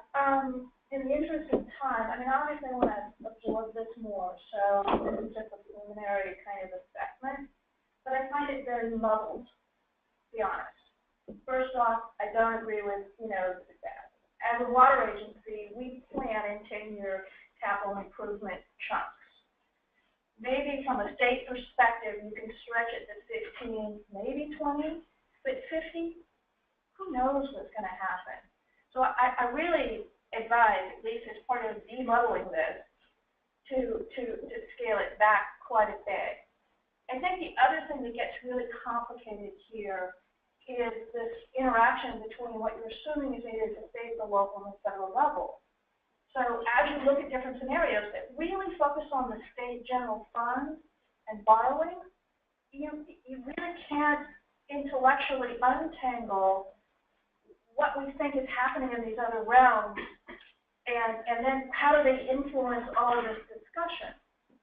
Third thing is, it's not clear what the state services are, so you're kind of moving from the abstract of what kind of capital investments we need into, well, is this appropriately from the state, or is it really a local responsibility and the local when you look at the PPIC report, it's very clear that the huge bulk of the funding is coming from the local or the regional perspective. So then it comes back into what is the role of the state in that match, and in particular, there's a kind of a sub-point here that some of the programs that we have invested in, like IRWM, are kind of in a hurt mode. And how does that really fit in? And then the final point that I think this really misses is we're moving in a financing to a multiple objective world. And I know that multiple objective analysis is going to be a really important part of what we pull into this report. So I look at a lot of the funding that's out there, whether it's through the IRWM or through the SRF, and it's all multiple objective. I'm doing something for water quality, and it's a stormwater project that has water reliability and conjunctive management options. I don't know how you would get your arms wrapped around that, but if I were to pick a pathway that we're going, it's in a multiple objective combination of funds. So I find this very how to describe value of different funding mechanisms and how they fit together for that more robust future that you want to achieve. And I wish I had an answer. I really do. I don't think about it, but those are my comments. Great. Yes, Camille. So just on this last point that you made, Martha, in Chapter 3, those 5 priorities are intentionally laid out as cross-cutting enabling conditions that would help advance the multi-benefit, multi-objective, integrated planning at a regional scale. And that's why we're not saying build this or do that. It's more about what capacity and capabilities and support could the state provide that would encourage that multi-benefit approach. So, Paul, in terms of the chapter, where are we at? Well, that observation is actually helpful in remembering that we really need, Chapter 3 sets up what we're funding and describes it. That's a really important contiguous part of the story. I know it's a little difficult to pull out a bunch of numbers and in abstract is what this does end up being. But what would be useful is, again, the type of feedback that does the story adequately key in on the right messages? And I'm hearing we have more work to do on teasing out, again, the whole enchilada from the Chapter 3. Yeah. I'm hearing support for let's key in on Chapter 3, which is frankly where we had intended to kind of improve upon that with this draft. I think we're getting there. And focus on the next 5 years. But what would also be helpful is, are these scenarios kind of telling the right story? Because there's different ways of portraying different scenarios. Are the metrics? And to get back to, so the intention of scenarios was to have a sufficient breadth of options to allow for comparative analysis. And there may be too many, may not be the right mix, there could be limitations. That's the part where, and you guys are sitting in chairs where you're in those conversations about what people are asking. That's what the staff really needs help with, is what are people asking? Are these scenarios sufficient to address what people are asking? The other part, though, that you've also raised collectively is the trade-off analysis, the pros and cons, the consequences. And are those the right questions? So from the perspective of the state manager, this is stuff state managers would want to know, but that's not, you're not state managers. So are they the right questions? Are they the things that when, and many of you spent time across the street in conversations, are they the things that you're going to get asked this question and you could answer based on what's been presented here? So as you're poking at these, and I think Martha nicely laid out some of the things that she would anticipate hearing in some of these conversations. So that's a place where we need some feedback. I'm really struck though that we probably do need to one more roll up the sleeves kind of session, maybe around a table, and kind of crawling through and hammering some stuff out. Is there interest from the group in being in a conversation like that? Is that something you guys are interested in? I'm seeing some people say yes, they'd be interested in that. Okay, Camille? Well, and it's been a great conversation, and I'm anxious because we don't have time to do the state role, and that has come up in a number of comments. And I really think we need to spend some time drilling down on the state role, both on a regional context and a statewide context. Now, I don't know, Lisa, maybe you can at least frame that spreadsheet that's in the handout so folks know what to do with that, and then maybe that can be one of the topics we include in the next webinar. And so two big pieces to this. One of them is you have to nail the state role to really be in a legitimate conversation about it. You have to talk about what alignment means. And those things have to be articulated sufficiently for the scenarios to flow from them. So that's important for that next step as well. Then the items after that are constructed based on that sort of basic ultimate understanding. The other part, and Paul raised this, is that this is all about funding the recommendations in Chapter 3. And so the macro issue is, what is the state's role? Do the recommendations in Chapter 3 properly present what is needed for the state to fulfill its goals. And that's that delicate balance in that. So those are things to pay attention to. And as Tamara also noted, we are very short on time in terms of when this document has to be produced. So if there is an interest in it, that's the kind of thing where we're talking about probably a couple of hardcore meetings pretty short term. So if any of you in this room are interested in that or on the phone, that would be very, very helpful to the team. Okay, so in terms of next steps and the implementation plan, so you've got the chart up. Just so that people know what this is and what we would like to do with it. I would suggest too, just like our funding discussion, trying to tease out and really key in on Chapter 3, thinking about, I mean, this was a lot to ask, thinking about this through the lens of Chapter 3 itself can help focus this also, so it's not quite so nebulous. There's a universe of things that state government could or should do. Specific to Chapter 3, there's roles that kind of pop out, and maybe we're not catching them, but My back is turned to what Tamara is looking at, but this is from the plenary when we actually asked people to articulate what the state role was, and this was 200 people that it kind of winnowed down into this particular block of things, the things that people felt made sense, and then we gave some examples, and this is directly from things the stakeholders told us. So that's what this particular document is. This is everything. This drives the recommendations, it drives the funding package, it drives everything. So one thing that they need to know is Chapter 5, what Chapter 5 is. We have a slide that summarizes this, because it would have been good to get to that, because it does then, we do describe how we present scenarios and lay them out in terms of time. But Chapter 5 is still being developed, chronologically for obvious reasons, because we need to kind of nail down the preceding chapters. But basically, we're going to lay out the Chapter 3 recommendations on a timeline. With all of this, the emphasis is on the next 5 years, and obviously the more clarity occurs in the next 5 years, just by virtue of more certainty in the planning environment. We will string things out to 50 years, but with decreasing certainty. What are those intervals for the time intervals? What are the phases? We did 5, and then 10. We actually do 10, 5. Well, yeah, and the remainder. So really, the first two cover the 10-year establishing the capital improvement plan that most local agencies use.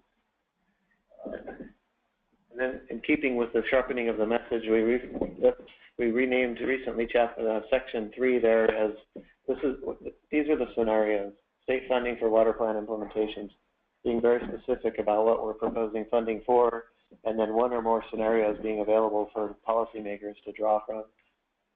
So under the item number 4, it's going back a little worksheet that Tamara pointed out a second ago. One of the things, and this also addresses some of what you collectively been talking about, it's the sort of state role, and then what is the value add of the state actually being an actor? So this actually allows you to question, is this best delivered at the state space? So that's one of the reasons why Tamara mentioned that this is an important conversation to have. And I don't know if I was clear when I was suggesting to focus that when doing that, bearing in mind what's recommended in Chapter 3, specific to what are the state's roles specific to these types of recommendations, infrastructure assessment, modernization of infrastructure, that type of thing. There's about 30 or so recommendations. That way we're not all over the board of protect public trust. That's true, but not specific to the recommendations.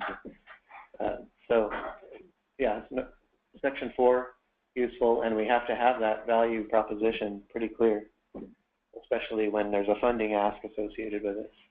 If for more money, you better be able to explain why. Yes, Dave? So I missed the timing on when you expect the narrative around Chapter 5 to be in some draft form similar to what we just saw in Chapter 4.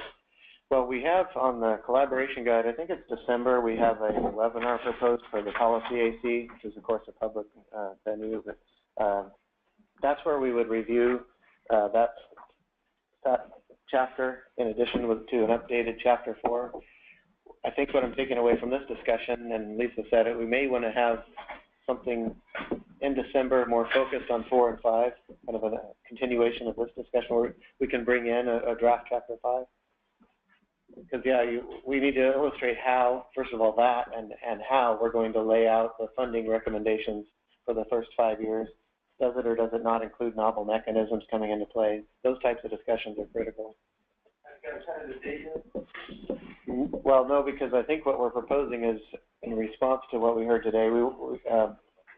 So we'll have to think about with the holidays. Yeah, so given, December, the short month, holidays and stuff, we may want to just take that time that we wanted a policy AC workshop and make it just a workshop on chapters 4 and 5 with some time on the state rules. And I think we're going to have to also recap chapter 3, which feeds into what we want to spend money on. Right. So we'd be probably looking at mid-December to try to manage that. Yeah. So 14th to the 15th. Yeah. do not, I guess. We had, I actually know we'll be in an IRWM meeting on the 14th, so you're off the hook on that one. I'm hearing though that there may be need for a little bit of some, just maybe roll up your sleeve and kind of crawl through some of these documents. One of the things that I love being able to look at people's faces, but this is a lot of stuff to absorb. It's the first time they've seen it, and there's room for improvement in a healthy, positive way. And so they just haven't even had time to kind of absorb that. So maybe getting a chance to kind of look at it and do that. And that would be something we could do in chunks. I mean, we don't need to, we can maybe sit down and do an hour and a half. And it is easier when people physically are here, but we can also do things on the phone. So maybe the team, we can all sit down and kind of figure out a schedule to maybe chunk it out a little bit at a time. It's a lot of work. I hope you all appreciate how much work it was to get here today. I'm looking at Paul and the technical team, and just a massive amount of effort to come in the room today with where we are at. So if we could just thank them just for this really. And the other part of that though is for each one of these blocks, it's not a small statement to say, can we check this out, can we drill down on, because it's not, we have to walk in the room with numbers. So that's not a small request. And also, if it's not right, it's COA. So that means dead on arrival. And so for that too, we could do all this work if it's not viable, if it's not useful. Go ahead, Jack. I just wanted to give the team a compliment on a specific compliment. On page 9 and 12 and the general findings, bullets 3 and 4, I appreciate what you did there. Bullet 3, public benefits include flood management, there would be communities in there. I would just add in that last sentence, state government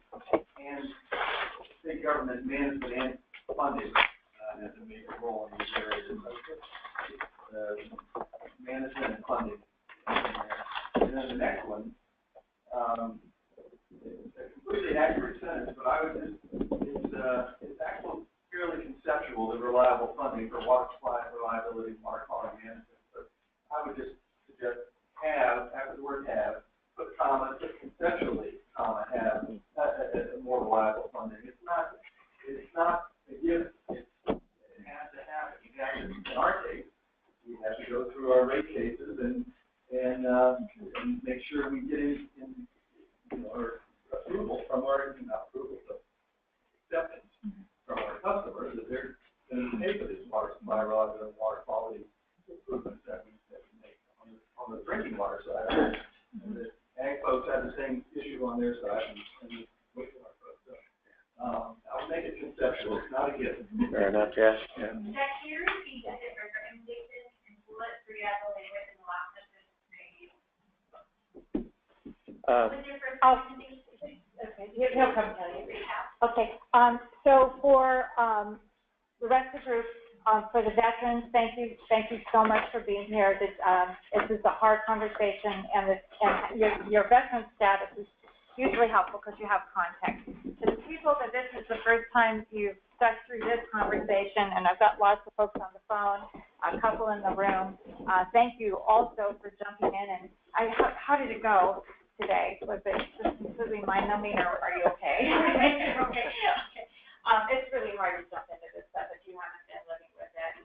Jonathan, you've been kind of here for a while, but still, this is all kind of new stuff. It's now this is all okay today, things make sense. So, okay.